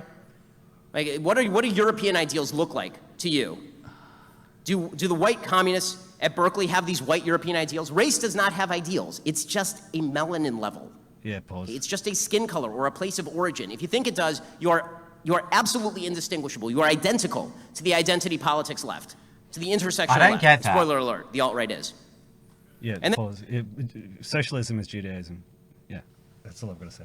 But in it, he's basically saying that modern white European ideals, he's not talking about historical, he's saying now. He's basically saying white civilization sucks. Now that it's been cucked, now that it's been destroyed by Jewish Bolshevism. And the alt-righters talk about how white people are superior to others, but their own idiocy and bigotry demonstrates that isn't true. They talk about the demographic shift in the country is ruinous. They point to the fact that non-white folk tend to vote Democrat, but this ignores that voting is malleable. The fact is that a huge percentage... Didn't he just mention Germany, i.e. a place where there's a demographic shift going on? In terms of... He's like, you know, like, do you guys like the way that Angela Merkel is running Germany right now? Like, the reason everybody's pissed off with Angela Merkel is she's destroying Germany because she's just opened the borders to immigration. Hispanics vote for Democrats. 80% of Florida Hispanics currently favor Florida Governor Ron DeSantis. Okay, Hispanics don't vote universally one way because race is not the basis for voting. Ethnicity is not the basis for voting. Look at him across the Culture board, yeah? may be the basis for voting, but ethnicity is not. Race is not. Again, that is an uncontrollable factor. Culture is a different thing. That affects how people think. Yeah, pause. But none he's flat out lying there. Like, if you look at, like, the demographics of immigrants who come to America, like, you can see the graphs. Like, it's in favor of Democrats. And like, when he talks about Florida Hispanics... He's talking about Cubans. Yeah, Cubans, who came to America because they hated communism. Yeah. All the rest came to America because they love socialism. Or well, they wanted the spoils of the United States. Yes, because their countries have been destroyed by socialism. Yeah. So again, that's about as intellectually dishonest as Ben Shapiro. He talks about race and culture. Yeah. I mean, you'd have to get bogged down into a debate about how the racial makeup of Cuban Americans is different from the rest of Hispanics. But he's basically tried to say Hispanics are one blob there, but while trying to be anti-racist. Yeah. Yeah, good point. Yeah. This is about reality. Okay, so we have step one, and that is you masquerade as a MAGA Nick. And then we have step two, and that is you claim that you're the true believer. And then we have step three, which is to troll, right? You just show up at places like this and you say dumb things, then you tell all your friends how cool you are. and you tell edgy jokes about the Holocaust and cookies, because, I mean, what could be funnier than that, obviously? I mean, that's just good stuff. And then finally, Hey, and this Ben, is a big one, it happened the 80 accounts on years the ago. left Why to are you help so This is where obsessed this about it? nefarious alliance that I've been talking about between the alt-right and the hardcore left comes in. And believe you me, the radical left will. I mean, we've seen proof of it here tonight. I'm here decrying for 40 minutes the evils of the alt-right and white supremacism. And there are people up there calling me an alt-right white supremacist. Yes. Okay, the left will Such a literally call coincidence. anybody on the right alt-right, even if we say vocally and in no uncertain terms that the alt-right is pure, unbridled, vile garbage. Even if members of the alt-right target those people on the mainstream right. Even if Donald Trump condemns the worldview. Listen, you can argue with anything mainstream conservatives say. It's a free country. We disagree with each other pretty frequently, but there's no doubt that mainstream conservatives are pretty easily distinguishable from the alt-right. But it doesn't matter. The media will lie about this anyway. So the Boston Globe will call my website, the Daily Wire, an alt-right outpost. We force them to recant. The Economist will call me the alt-right sage without the rage. We'll force them to recant. I don't have anything to say. I'm just commenting. Over at Boston University, where I'm speaking next week, they're festooning posters of my face with a Hitler mustache, which makes perfect sense. Hey, it happened 80 years ago. Why are you so Students obsessed at this with it? university will mob people trying to put up posters for a lecture. They'll tear down banners advertising the speech and replace it with a banner reading, "Be tolerant, accept racism." I challenge you to find anything in this speech or anything else I have said that is racist. Really, No. I'm waiting. Operators on standby. They'll Didn't- issue a didn't he flyer say he that literally generalized depicts about me all as a Hispanics? cockroach on a bottle of Bugs. Based on, didn't he say he generalized about all Hispanics based on a certain, just a small number of people from Cuba? Yeah. Yes. Yeah. Hence racism. By the left. Ben be gone. I do love that one. I will say that was pretty great. I think that my favorite thing about that is that these people, they hear dog whistles everywhere, right? Donald Trump will say something and they will, oh, it's a dog whistle. I say Judeo-Christian values, and then they say, oh, that's a dog whistle. When I say Judeo-Christian values, I mean white people. Wow. Which is obviously There's no untrue. such thing as Judeo-Christian Dog whistles values. everywhere, just dog whistles everywhere. And then they put out a poster literally with an Orthodox Jew on a bottle of extermination spray with me as a bug. That's not a dog whistle. That's you howling at the moon. I mean, my God. And then they're like, oh, well, you know, we just didn't know. Funny, your antenna were up real high in terms of sensitivity for other groups. Weird that your antenna were just completely non-functional when it came to the Jews who don't rank on your intersectional hierarchy of victimhood. Very odd. For every other group, we have to be careful of dog whistles that don't even make sense. When it comes to the Jews, you're like, I'll put him on a bottle of Bug Be Gone, this Jew right here. Maybe it's, I have a feeling it might be because, unfortunately, for the intersectional left, Jews don't actually count as a quote-unquote minority group. Right? The only minority groups are the ones that they perceive are victimized. Jews aren't victimized enough, despite the fact that on a per capita basis, Jews are the most victimized group in the United States by hate crimes. And it isn't particularly close, by the way. But it's not just the students at this university. The media will suggest that President Trump is in league with the alt-right. Even at this late date, they'll neglect the fact that Trump has repeatedly condemned white supremacism, that he has purged his administration of people who are remotely friendly with the alt-right, people like Steve Bannon. They'll simply overlook that Trump isn't a white supremacist. They'll declare that the MAGA hat is indeed a Nazi swastika. So, clarification for people on the left who apparently can't listen or read. If someone believes that all men are created equal, and men means like mankind, that's what the word meant when it was written in the Declaration of Independence, you idiots. If someone believes that all men are created equal, that every American should have equality before the law, in free market capitalism, in small government, in equal rights for people of all races, that person is not on the alt-right. In fact, they despise the alt-right, and the alt-right despises them. But people on the left know this. They just prefer the lie. Why? Because their goal is to delegitimize the entire right. The goal is to smear the entire right with the label alt-right, to shut the Overton window to everybody who's anywhere to the right of Hillary Clinton. That's precisely why the New York Times splashed a photo collage on their front page of me and Milton Friedman and Dave Rubin and Richard Spencer. The goal was to lump everybody together and then suggest... And what was it? 4 Jews. The American population as though Richard Spencer and I have a damn thing in common. For the first thing I can read. Just going back to that amazing stuff from a couple of minutes ago, like saying that like Jews aren't considered as designated by minority by the intersectional left. Like that's incredible. Well, because I just saw it when I was on the Bolt Report before they interviewed Peter Curdy from the Center of Independent Studies, who's written on the front of their policy magazine about the left's and the rise of anti-Semitism, because at least the Conservatives in Australia are still saying all this anti-Semitism, it's brought out by the left. And Ben Shapiro here is, at least, well, he's saying, he's not saying that the left's anti-Semitic, it's just that, you don't consider us a minority. Yeah. I just wanted to contrast that. Okay. Yeah.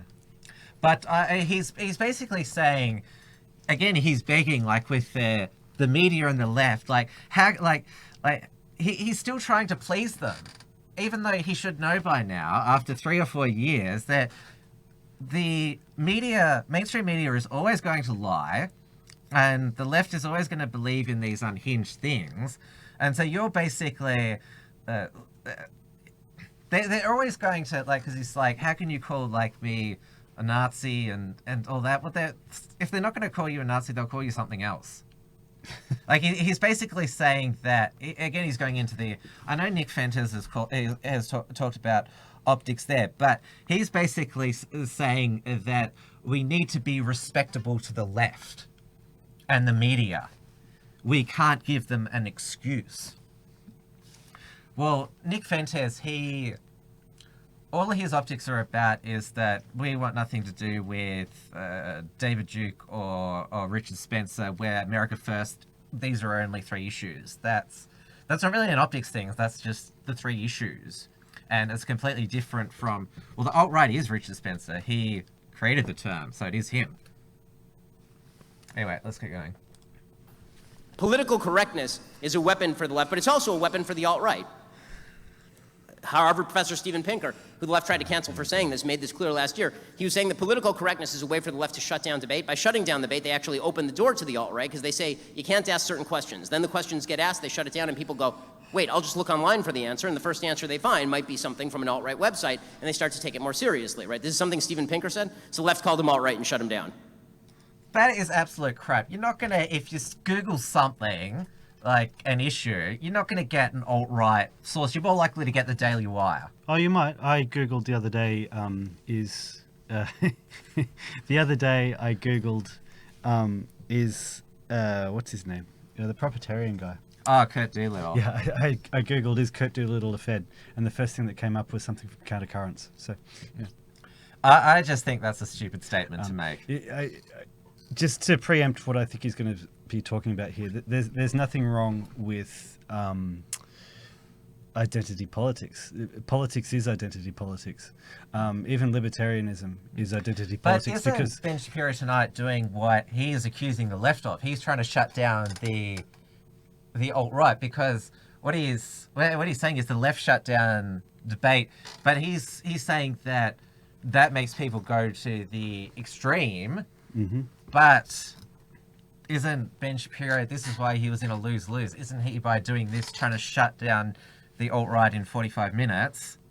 Like, isn't he just doing exactly what the left is? Possibly, but then again, he's actually acknowledging the what they say, so that's not really shut down. It's parts of it, yes. Yeah, like, he's not saying don't listen to it, you can't ask that. He's actually... Well, he hasn't named the Nick Fenters, so he doesn't want people to go and search America First. So he's following the don't mention the Nick Fenters. Yeah, okay, and America First. Okay. Yeah.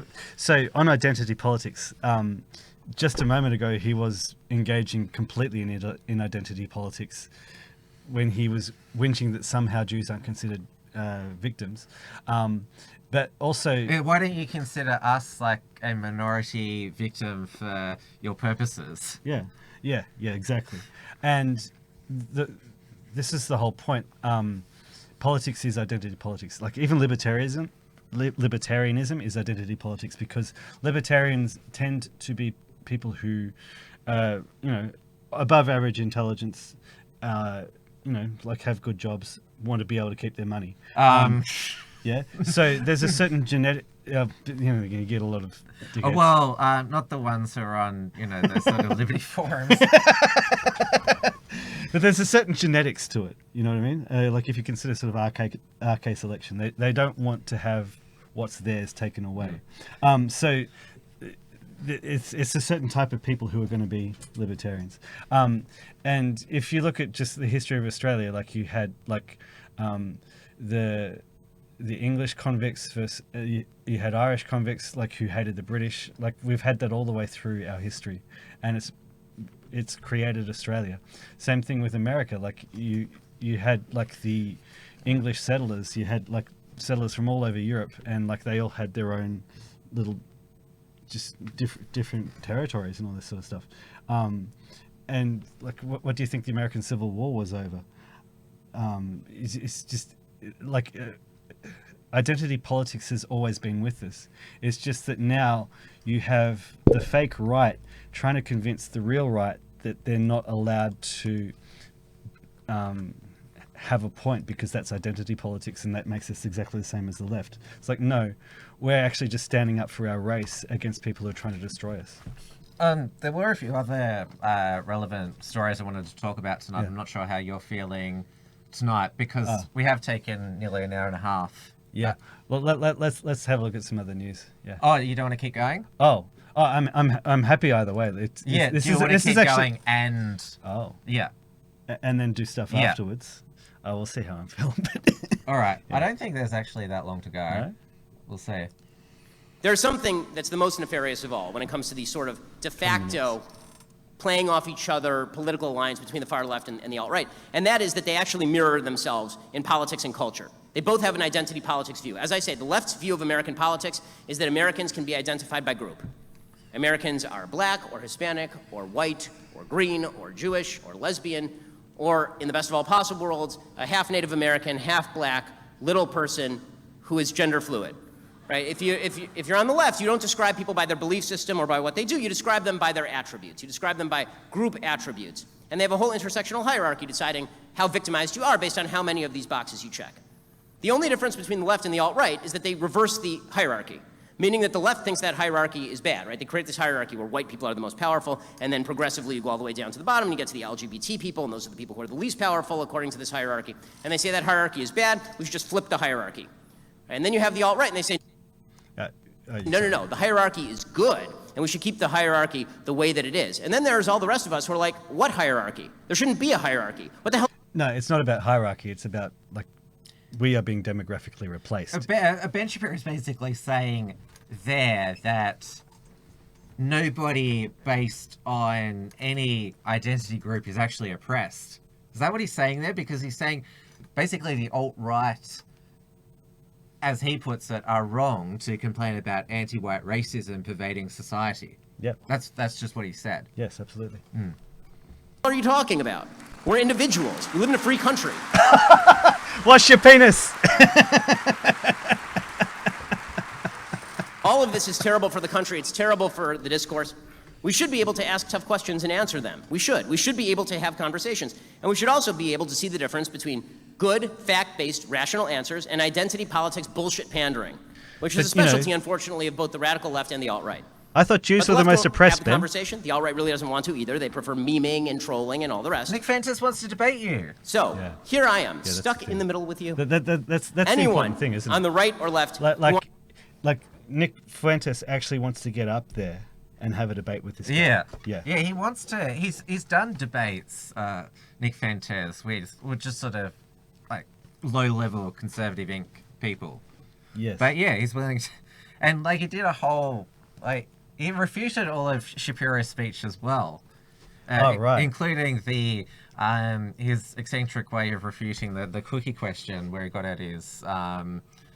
Did you watch the whole thing? No. Okay, I won't go into it. Yeah. But But that's the point. Like, Ben Shapiro is happy to get up here by himself and straw man all of the questions. arguments. We won't play the questions after this, but there were no groper questions. Right. But the questions were. Is it groper or groper? Groper. Yeah. Yeah. Wants to have an actual conversation about tough issues that isn't the bumper sticker, but is also not willing to pretend that ugly bigotry is decency, or that identity politics reflects truth, or that trollish memeing is a substitute for an actual worldview. Let's have the conversation. Thanks so much. Happy to take your questions. All right. Oh, yeah. Okay. Yeah, wow. I'm so glad that you showed us that, Tim. That's incredible. So I think... Oh, you can move over now. if you like, Dave. That way. Oh, yep. Go over to the far right now. Me? But We don't need this anymore, do we? Yeah, we don't. Okay. Although I have got some other videos I might want to play. Sure. Ben Shapiro's decried trollish memeing there, but wasn't it the Daily Wire that came up with the meme of President Trump putting the medal around the dog that helped sniff out al-Baghdadi, the ISIS guy? That's a meme. And remember which CNN and Snopes fact-checked. So that was so Daily Wire does do memes. Yes. And that's would you call that a trollish meme? Yeah, you could. And as I was saying before, like Ben Shapiro, his voice is a little whiny, so... Oh, he's always sounded like that. Oh, wait, I know what's wrong here. There we go. Back. Yeah. Okay, cool. Because I began the show by moving the thing off, so... That's cool, I got to watch it again. Oh, it's hilarious the other night on XYZ Live. Like, we had this... There was this thing with Maddie's mouse, and it was just kept making this... sound, and he didn't even realise. I asked him afterwards, and he's like, what was it going? And I'm like, yeah, it was going the whole time. But yeah, we'll have that sorted for next time, guys. So the Culture War tour is coming to a close. There was the second last event last night, and I watch it every day. America First with Nick Fentes. Yeah, it's on during daytime in Australia, so have it on at work or in the car. When it's live, it's much must listen or watch whatever you want to do. Yeah. I don't watch live streams, but I've seen a little bit of what he talks about. He's just very good at just going bang, bang, bang, bang, bang. And I love the fact that he's got his studio set up like it's a late night talk show. Like he looks like Letterman. Yes, but you know the truth of it, that it's because he's in his studio like us, yeah. Like he's just got a USB microphone, a webcam, green screen, and it's at his bedroom at his parents' house in Illinois. It is in his bedroom because Chicago Antifa doxed him his address, and they thanked Turning Point USA for providing them with the information. Wow. Which Turning Point USA, they didn't respond to Chicago Antifa. Like, they didn't deny this, or they didn't confirm it. Right. They just had no comment. So it's sort of like, if you're like a culture war group, wouldn't you want to refute that you've given Antifa information? Yeah, I would think you wouldn't want to have anything to do with Antifa. Yes, yeah. And so if Antifa says like, "Oh, thank you, Turning Point USA, for working with us," like, if you're a real culture war group, yeah. But he's talking about, Ben Shapiro, he talked about that this is how the groypers, because they've now tried to screen who the potential groypers are, and well, this guy looks like he has a little bit too much testosterone in him. We're not going to let him in. Yeah. But there was one groper who, because they're not disguising themselves in MAGA, because they're looking for the guys with the rosary beads, yeah. But there was one who dressed up in a Bernie Sanders shirt and wore a yarmulke, and so they put him to the front of the lefty line to ask a question. And then there was a girl who they thought looked like a lefty, but she was actually a groypess. Oh, right. And she got to the front of the line. They're sending in some shield maidens, are they? But this is the thing, like, they think that they say, like, you know, like, race and identity as a social construct, but they think they know what the groper looks like. Yeah, they're yeah. So I'll put the entropy link in again. There's a question for you, Dave. Right. From Kale Climate. Who's your favorite classical composer? I can't decide between Chopin and Beethoven. It depends on the time of day. Yeah, they're both amazing. Beethoven for years was like, listening to his music was like, I didn't believe in God, but when I listened to Beethoven, I believe in God. No, I believe in God. But Chopin as well, like, just as a pianist, I've just played so much of his stuff. It's just beautiful stuff. Yeah. Now, as I've kept my Wilms Front audience and my Unshackled audience, and as I've informed you throughout the week, I've been at Blair Cottrell's appeal trial over his blasphemy conviction under Victoria's Racial and Religious Tolerance Act. This was the end video that was uploaded to Facebook where he, Neil Erickson, and Christopher Shortis performed the mock beheading outside the Bendigo City Council building to promote a rally against the proposed building of the mosque, which has just broken ground this year, in which Daniel Andrews gave $400,000 of Victorian taxpayers' money. He was there with the shovel in the dirt. So There's a hate crime for you. yeah, so they all three were found guilty in September 2017. Melbourne Magistrates Court fined $2,000 each. Blair got a conviction recorded against him because this is the only criminal provision in the Racial and Religious Tolerance Act. This is why they never needed an offended Muslim, why the DPP, Director of Public Prosecutions, could just unilaterally take the action, that they had to have a police informant. So Blair's employed the services of patriot lawyer John Bolton, who I interviewed on my own old program, The Unshackled Ways, and who I've spoken to outside of court with Blair on a couple of occasions. So they were originally going to appeal it on constitutional grounds, that the statute violated the Australian Constitution's implied freedom to political communication. But then the state Attorney General's office got involved, and they brought up the question of whether the act was consistent with the Victorian Charter of Human Rights and Responsibilities. But the 4-day trial that's wrapped up today, the chief judge, Peter Kidd, he's reserved his judgment. He said it'll be delivered in weeks, not days, because there is so much case law, because it is a constitutional question, that he's got to write a very long judgment for it, which obviously takes time.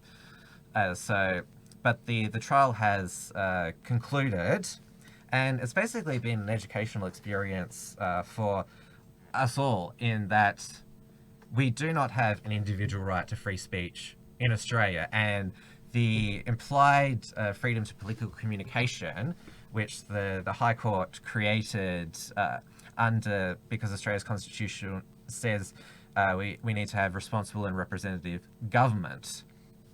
But it's not an individual right; it's a limit on legislative power. And the test is that any legislation limiting political communication has to have a substantive burden on political communication to be declared unconstitutional. So you can have laws that restrict political communication, but they have to be a significant burden.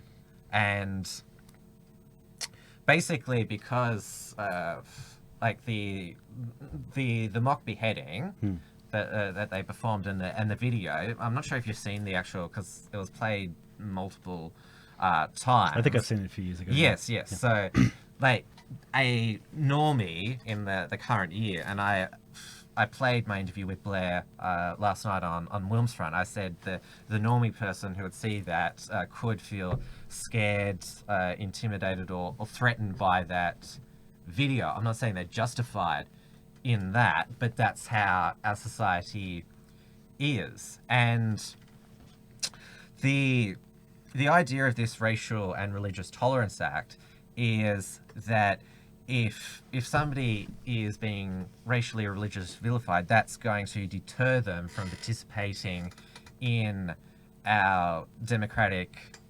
society. So by actually limiting free speech here, you're actually helping other people's free speech. So the argument is that in exercising their free speech, they may have deterred others from exercising their free speech. Yes. In which case they committed a crime.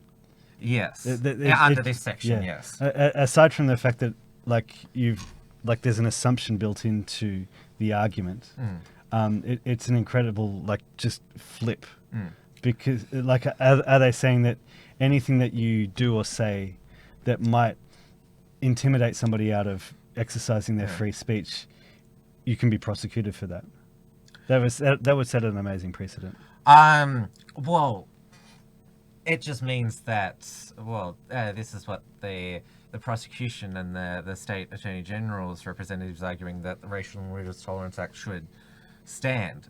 Blair's got a good case to get off on the actual charge itself because they've got to prove intent, that they've got to basically read his brain to whether, because Blair says that his intention was to create an absurd and mocking video to basically get attention on Facebook, because that's what you did. And obviously, like, this is the most absurd, mocking thing you could ever do. Which is because it's not just a beheading of a dummy. There's fake blood food dye that comes out, and so, like, obviously, I think I've seen that on MythBusters too. Yeah, please continue. So, and when you go back, go back to why the Racial and Religious Tolerance Act was created, it basically was because diversity is our strength. That's, I think, what the Premier at the time, Steve Brack, said. And that it's basically, we have these laws now against vilification because it's decided we're a multicultural nation. And as Blair has been pointing out, like, saying diversity is our strength, we're a multicultural nation, it's not simply words, it's essentially legislated now that we're multicultural. Well, all the politicians say that all the time. They want to win these multicultural seats. They don't want to restrict our immigration numbers substantially. I mean, they've got it down from 190,000 a year to 160,000 a year, despite the fact that it was actually, like, well above that number, that paper number. It's legislated that we're multicultural. It's legislated that diversity is our strength. And if you take active steps to oppose that legislated multiculturalism, you'll be prosecuted. That's what's going on here. Well, the thing is that, like, Blair's only been prosecuted for, like, this over-the-top video. So it's more, and, like, I've given, like, my, like, sort of normie point of view. It's because, like, it seems to me, like, because the video is, because the video, it could, like, make people, like, scared, threatened, as I mentioned, that seems to be the issue of contention, because they also said in the Racial and Religious Tolerance Act that it's only meant to restrict the most grotesque forms of vilification. So they're arguing that what they did was a grotesque form of vilification rather than just an absurd mocking. Oh, well, like, fake blood pouring out of a head, you could sort of say that that's a bit grotesque. It's a bit silly, yeah. I mean, it's, as Blair said himself, it was absurd. Yes. Okay. So, the only way to make it so that we have free speech in Australia is to get rid of these laws, repeal these laws through legislative means that restrict free speech. That's the only way. Yeah, absolutely. But it's interesting that it's only an implied right to political communication, which means that any speech can be restricted which is not political. So potentially you could ban pornography in Australia. Good. Because the US First Amendment, that's an individual right that you can't restrict free speech at all, and pornography is free speech. That's what the Supreme Court, and I believe that's the right interpretation, because it's a public work, pornography, but you could ban pornography in Australia, and it would be constitutional.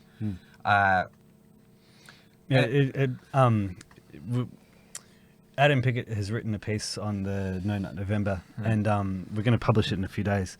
But he makes the point, pornography is basically free, so you can't have a go at them over the commercial aspect of it. So there's got to be some other factor involved in it. So, I'd be quite happy to ban it. Obviously, you've been following the bushfires in New South Wales, which, of course, in the current year, everything's political. Has seeing... I've got to say, on the way over here, actually, I saw, like, just a spark came out, like, the back of a truck, and just for a moment, I just wanted to beat a woman, you know. Oh yes, because that Sherelle Moody, who nobody had ever heard of before, she was with the Greens, Larissa Waters at Parliament, because Parliament's sitting this week. 71,000 petition to get rid of Pauline Hanson from the committee looking at family law review, because they reckon that she's a misogynist. But let's... She's a self-hating woman, apparently. Yes, but this is Pauline Hanson responding to what Sherelle Moody said, and then she plays what Sherelle Moody said. Should we put the headphones on? You can. Well, I don't know about you, but I've had a gutful of these man-hating women out there making their comments, and especially this Sherelle Moody, who in a press conference here at Parliament House, supported by the Greens, Larissa Waters, the Senator for Queensland, when she came out and said that firefighters will go home and create domestic violence, be involved in it. Why? Because she wanted the Green support to put a petition on the floor of Parliament to stop me from being on the family law inquiry that I got up for all Australians to have their say. We don't need this, and I'm sick and tired of hearing it. Your feminist, twisted views about it. I believe in what's fair and just, but I'm sick and tired of this bashing men in Australia, especially if you're white male. And then, after that, Larissa Waters is backing away from her comments. Well, it's not good enough, Larissa. You stood beside her during that interview. But anyway, have a look at the news report. This is You the original comments. make your own minds up how you feel about it. A domestic violence advocate today claimed that some firefighters who battled the blazes will return home to beat their partners. The extraordinary allegation was made during a news conference with the Greens, who've now tried to distance themselves from the comment. Defending labelling the government arsonists. Now's not the time to go quiet. Now's the time to take action. The action taken by Green Senator Larissa Waters is to call another news conference, at which women's rights activist Sherelle Moody claims returning firefighters are more likely to beat their partners. After a cataclysmic event like this, domestic violence peaks. The head of the Red Heart campaign against domestic violence says her claims are backed by academic research conducted after Victoria's Black Saturday fires. Women become extremely unsafe when generally the men return home from the fires and subject them to domestic violence. But the researcher, Dr. Deb Parkinson, told 7 News today that although she did find an increase in family violence in fire-affected communities, we never narrowed it down to make any particular findings about firefighters. When 7 News pointed this out to Senator Waters, she said, "We note the research that violence increases during times of disasters." But texting 7 News from the Senate chamber, Larissa Waters says, "We absolutely distance ourselves from the statement made by Sherelle Moody that it is firefighters doing it. She does not speak for us." They're throwing Anthony her under the Albanese's bus. view on the general... So is she trying to... Look, was the point that she was trying to make that climate change increases domestic violence? Well, climate change... Well, it's been argued in the first half of the week that climate change causes bushfires. Yes. And firefighters who put out the bushfires then go home to beat their wives. Yeah. But it seems to me that I can't get inside her head, but 75% of firefighters are firemen. Mm-hmm. And obviously there is a war on toxic masculinity, and of course you need a lot of physical strength. Testosterone helps in fighting fires, and men do a lot of these first respondents jobs such as firefighting. And so obviously this shows that masculinity has its advantages in disasters like this. And so she has basically said that men being heroic like this, it makes them more likely to be... So basically saying that even when men are heroes, they're going to be evil again. Yes. Yes, it shows the true misogyny of these people. And are we going to talk about the fact that these we're seeing these catastrophic fires on a regular basis now because restrictions have been placed on back burning and even on people just clearing random wood on their land. Like you'll be prosecuted in some places if you just try to get sticks off the road. It's the reason why we've allowed the undergrowth in these forests just grow and grow and grow, and that's what happened 10 years ago here in Victoria. Again, like they just had too much undergrowth, and that's why the fires just exploded, and it's happening again. And these policies have been put in place through pressure by Greens groups, like whether it's Greens councillors, whether it's just pressure on the local councils to actually change these policies. All the environment departments, they're full of greenies. Yeah. I find it quite interesting that the Greens have been frantically trying to say, but we've never held power. And they've been frantically trying to say, oh, look, we've only hold this many of this, like only 50 of 400 odd council seats. But yeah, they're avoiding the issue that like there are so many Greens in just in the bureaucracy, so many Green pressure groups. There are many ways to influence policy, and that's what they do. That's why people are so pissed off at Greens right now. And I just want to mention these two Bettina Art tweets. So this is funny. Bettina Art says, now one of these lunatic feminists is claiming brave firefighters come home and bash their wives. Cheryl Moody is a dangerous woman determined to denigrate men and create division in us. Reporter for hate speech to the press council. Well, yeah, I feel vilified and intimidated and insulted. And, well, there's the... I'd have to look more detailed based on my at the Sex Discrimination Act. Based on my sex, what? Yeah. Yeah. And Bettina Arnold's also said, because this is another thing, that Tracy Spicer has got this 3-part documentary, well, it's not produced by her, but she's fronting it, about the Australian Me Too movement, because she created this organisation for women to share their Me Too stories about in the entertainment industry. She wanted to unveil 40 male sexual celebrity predators. I'm all for it. And BuzzFeed broke that not a lot of these women had a response from Spicer.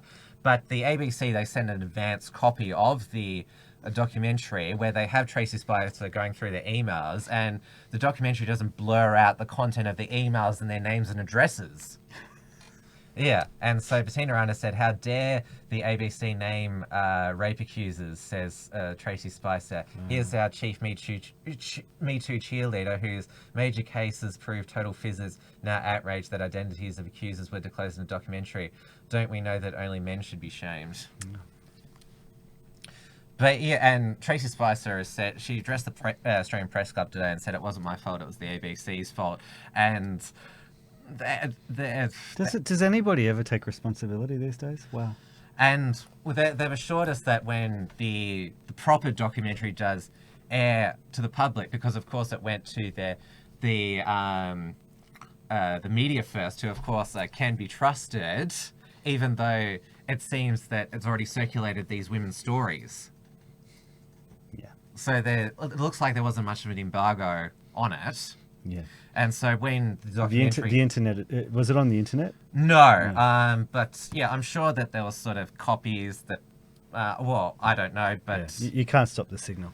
Yeah, you don't know how, like, I don't know if there's like a strict non-disclosure agreement that these advanced copies have to sign or something, but yeah, a lot of these women are mortified that this unredacted documentary has been in limited circulation, and that they're already scared that that the men they've accused will find out. Right. So it hasn't been a good well, if you count last week as well, I think it was said by Daisy Cousins that it hasn't been a good fortnight for feminists. Yeah, it's not a good week for the Greens either. Like, yes. Pretty much everybody is just... everybody who isn't a Green supporter hates the Greens, because they are responsible now for just the escalation in catastrophic bushfires here in Australia, and they're trying to blame it all on everybody else. And there should be some retribution. There should be some legal action against councils if it can be proven that councils stopped people from being able to clear their land, or there should be legal action against the people responsible for the build-up of the undergrowth in forests as well. All right, we're going to wrap it up now because, well, I'm tired as well. I've been at court 4 days this week listening to long constitutional arguments. It's a good call, Tim. Good call. I've had enough. I'll just put the entropy link. So one last opportunity to send us through a super chat. We won't answer any more questions. We'll just answer the ones that are already there. Port Film Co-op, it's another question for you, Dave. What was the thing about Marxist music theory which removed harmony and melody from music for ideological reasons? Yeah, so it's a thing called the tone row. Basically, atonal music is Marxism in music. If you can analyze scientifically how harmony and melody actually work, and it happens through patterns, and it happens through the creation of hierarchy in notes. So some notes in a scale are going to be more important than others. Some notes in a scale are going to be subservient to other notes. You literally have a note called the tonic, and you have a note called the dominant. It's amazing how it works. And so to create atonal music, you have to work very, very hard. And so they literally found a mathematical way of making all the tones in a scale as equal to each other and completely random. And so when you listen to the music, it sounds like nonsense. And when you analyze it, there's no pattern, there's no hierarchy of music. And our brains are trained to recognize patterns. And so we're trained to enjoy melody and harmony. We're not, our brains are not programmed to enjoy dissonance. And so the people who created this music, they wanted to destroy the idea that people could enjoy music for its own sake, because they saw that as a bourgeois thing, because they were Marxists. And so they, in the same way that Marxism just makes everybody equally miserable, they made just equally miserable music. It's just a beautiful sort of... Well, they have ruined comedy. And they've ruined comedy. Yeah. But they started with classical music.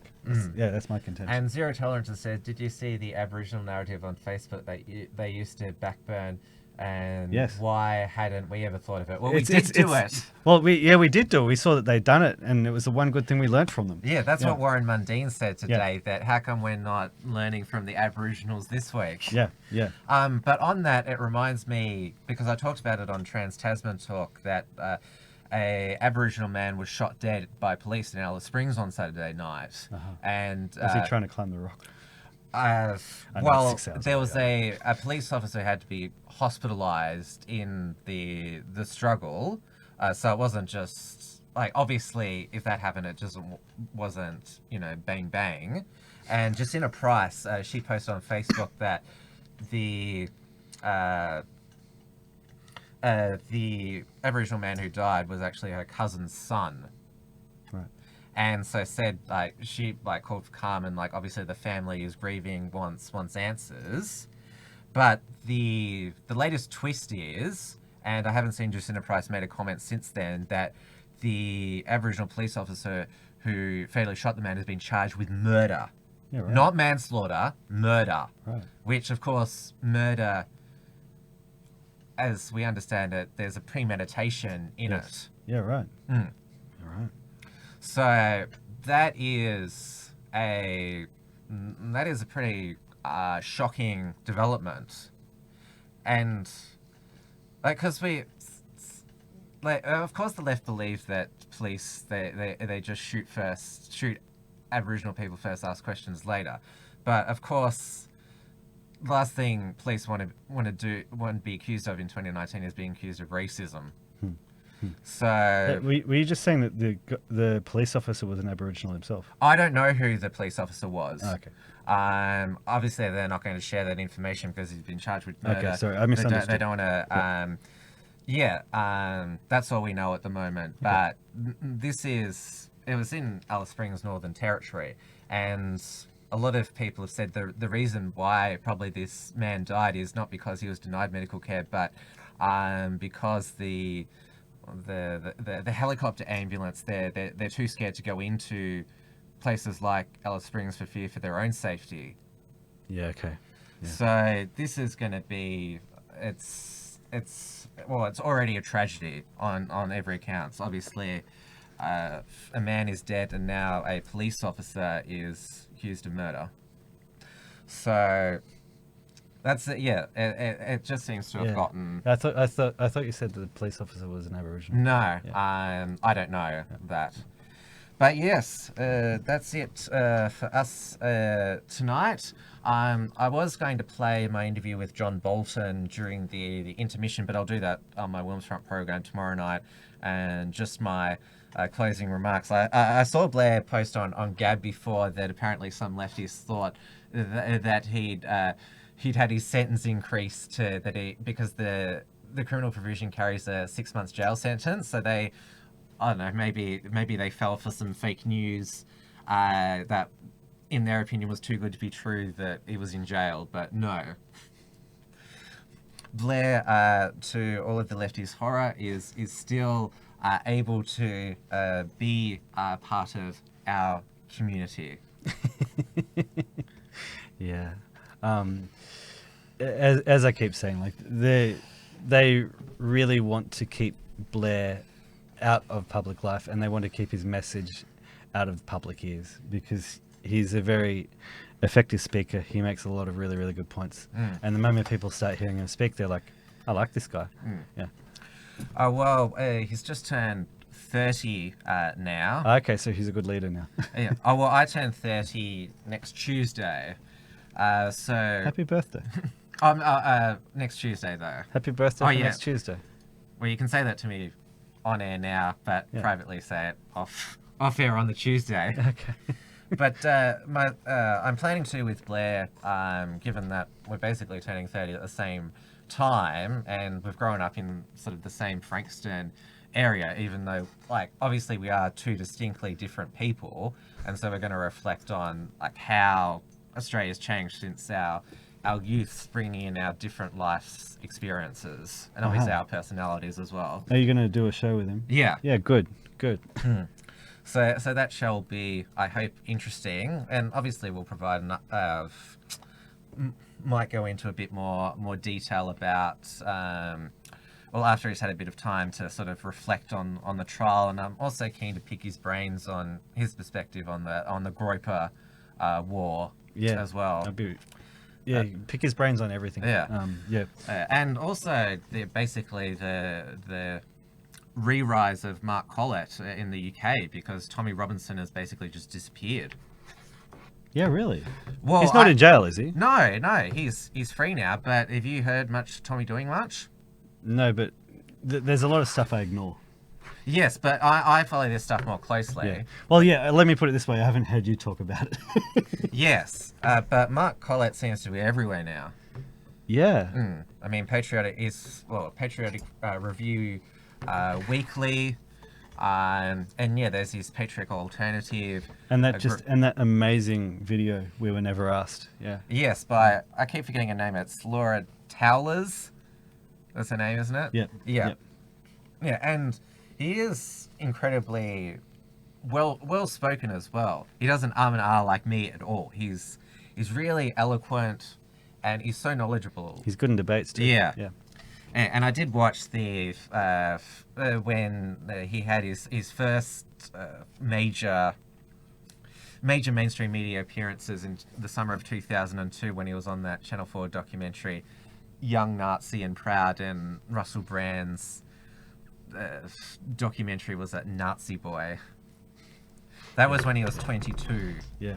But he's 39 now. Which, for some reason, like, Tommy's people made a video, like, trying to use footage from that. That's incredible. I mean, he says, like, well, to Russell Brand, when they're drinking, he says some, like, politically incorrect stuff, like, about, like, homosexuals and that, but it's not really, like, it's crass, but But it was interesting watching the Channel 4 thing because they're all out, how are you going to find a girlfriend who accepts you? And then, like, because he's seeing a girl, like, early in the documentary, and then the documentary was like, his girlfriend dumped him because he's in the British National Party. Ugh. But, of course, Mark Collett he now has lovely wife and daughter, so... Yeah. As we all know, leftists like to project, so Ben Shapiro is the guy masturbating to a frog in his mum's basement. And the Channel 4 presenter, like, he asked him about Mark Collett, how do you identify who Jews are? And Mark Collett answered the question. And then, like, he didn't say this to Mark, but said in the voiceovers, he didn't say to his face, I'm actually Jewish. And they secretly recorded Mark as well. They didn't. They left the cameras rolling. Have people been speculating then on why Tommy Robinson hasn't appeared much recently? Like, is he trying to get is he trying to get away from the people who've been obviously like skewing his message while he was in prison? I don't know. Well, he's got a family and he's been in and out of prison. Maybe he just wants to spend time with them. That's totally understandable as well. Yeah. Yep.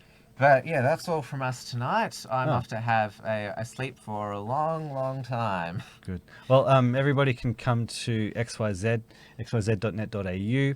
Check us out on Gab. Also, we have what's that thing called? Telegram channel. Also, check out Maddie and I on Monday nights on XYZ Live. And check me out talking with Mark Moncrief on Melbourne Traditionalists. We did a review of Joker, and there's some pretty interesting takes in there. Cool. And of course, did you talk about sort of how the Joker's broken out of the screen and there's now Nick Fentes? Oh no, I made the case that the Joker is a thoroughly Marxist movie, and Mark made the case that Joker only makes sense if most of the movie occurs inside what's his name? Joker's actual name. What's his name? Arthur Fleck. Yeah, if most of the movie actually happens in Arthur Fleck's mind. I see what you mean. Yeah, I'll watch it then. Yeah, it's worth checking out. We made some interesting. Because obviously it's a different review to the one that I and Martin Hartwig gave. Absolutely, yeah. We're still keeping up with the news at the Unshackled.net. I tend to write. I said last night I've got 5 pages of notes that I took during the court case. It's now 6 pages of notes. I heard, weren't you saying it was 6 million pages that you took? Oh no, maybe because obviously there is like all the submissions and case files and that. Yeah. Like there'd be so many pages of that. Absolutely, yeah, yeah. So yeah. Well, on that note. Yeah, but yeah, give me time for that because that'll be a very long piece. Okay. And yeah, I'll be back tomorrow night, Wilms Front, 7 p.m. Melbourne time. I'm probably going to suspend the Sunday night shows until further notice, just because. You're a bit poops, huh? Yeah. Well, it still works. Wednesday and Friday nights, people get their Wilms Front fixes, and Dieuwe has moved her Wednesday night live streams to 8:30 p.m. Melbourne time on her channel, so I can go for a bit longer on Wednesdays, so we don't. Encroach on each other's time. Dieuwe was also there during the trial as well. Yeah, good. It was good to see quite a few people just at the trial. That's tremendous. Not that I wasn't there, but it's good to see. Yeah, I saw a number of important people there. And you saw that story on the Monday? About how there were supporters who were clapping and cheering, and they got warned that they would be in contempt of court. So because they played one of Blair's vlogs in response to his charge as evidence, and they clapped at that. Yes. I didn't hear any laughing, and the judge after they clapped said, "Quiet, please," which you'd expect him to. And it was just a base. It didn't seem like it was a forceful voice from him. It was just obviously like when a judge tells you quiet please, like that's pretty direct. Yes. And so then he just made it because the trial it was set aside for 10 days. Yes.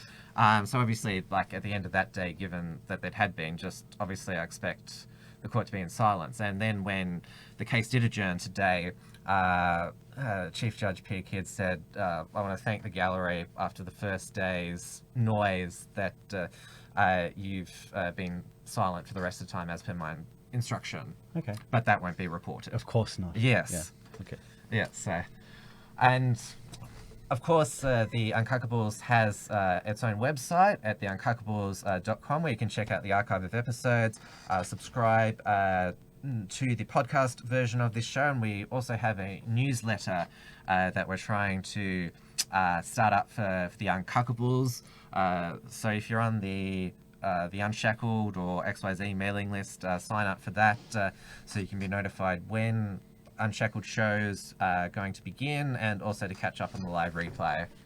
All right, I think that's... Oh, yeah, and of course, check out my colleague Steel Archer's Detonation program most weekday mornings on his Detonation channel, steelarcher.com, and new episodes of the report from Tiger Mountain with Richard Wollstonecroft will be coming out very soon as well. Entropy one more time.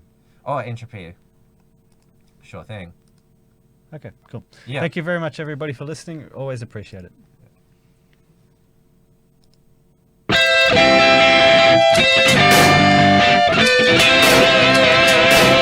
The Uncuckables.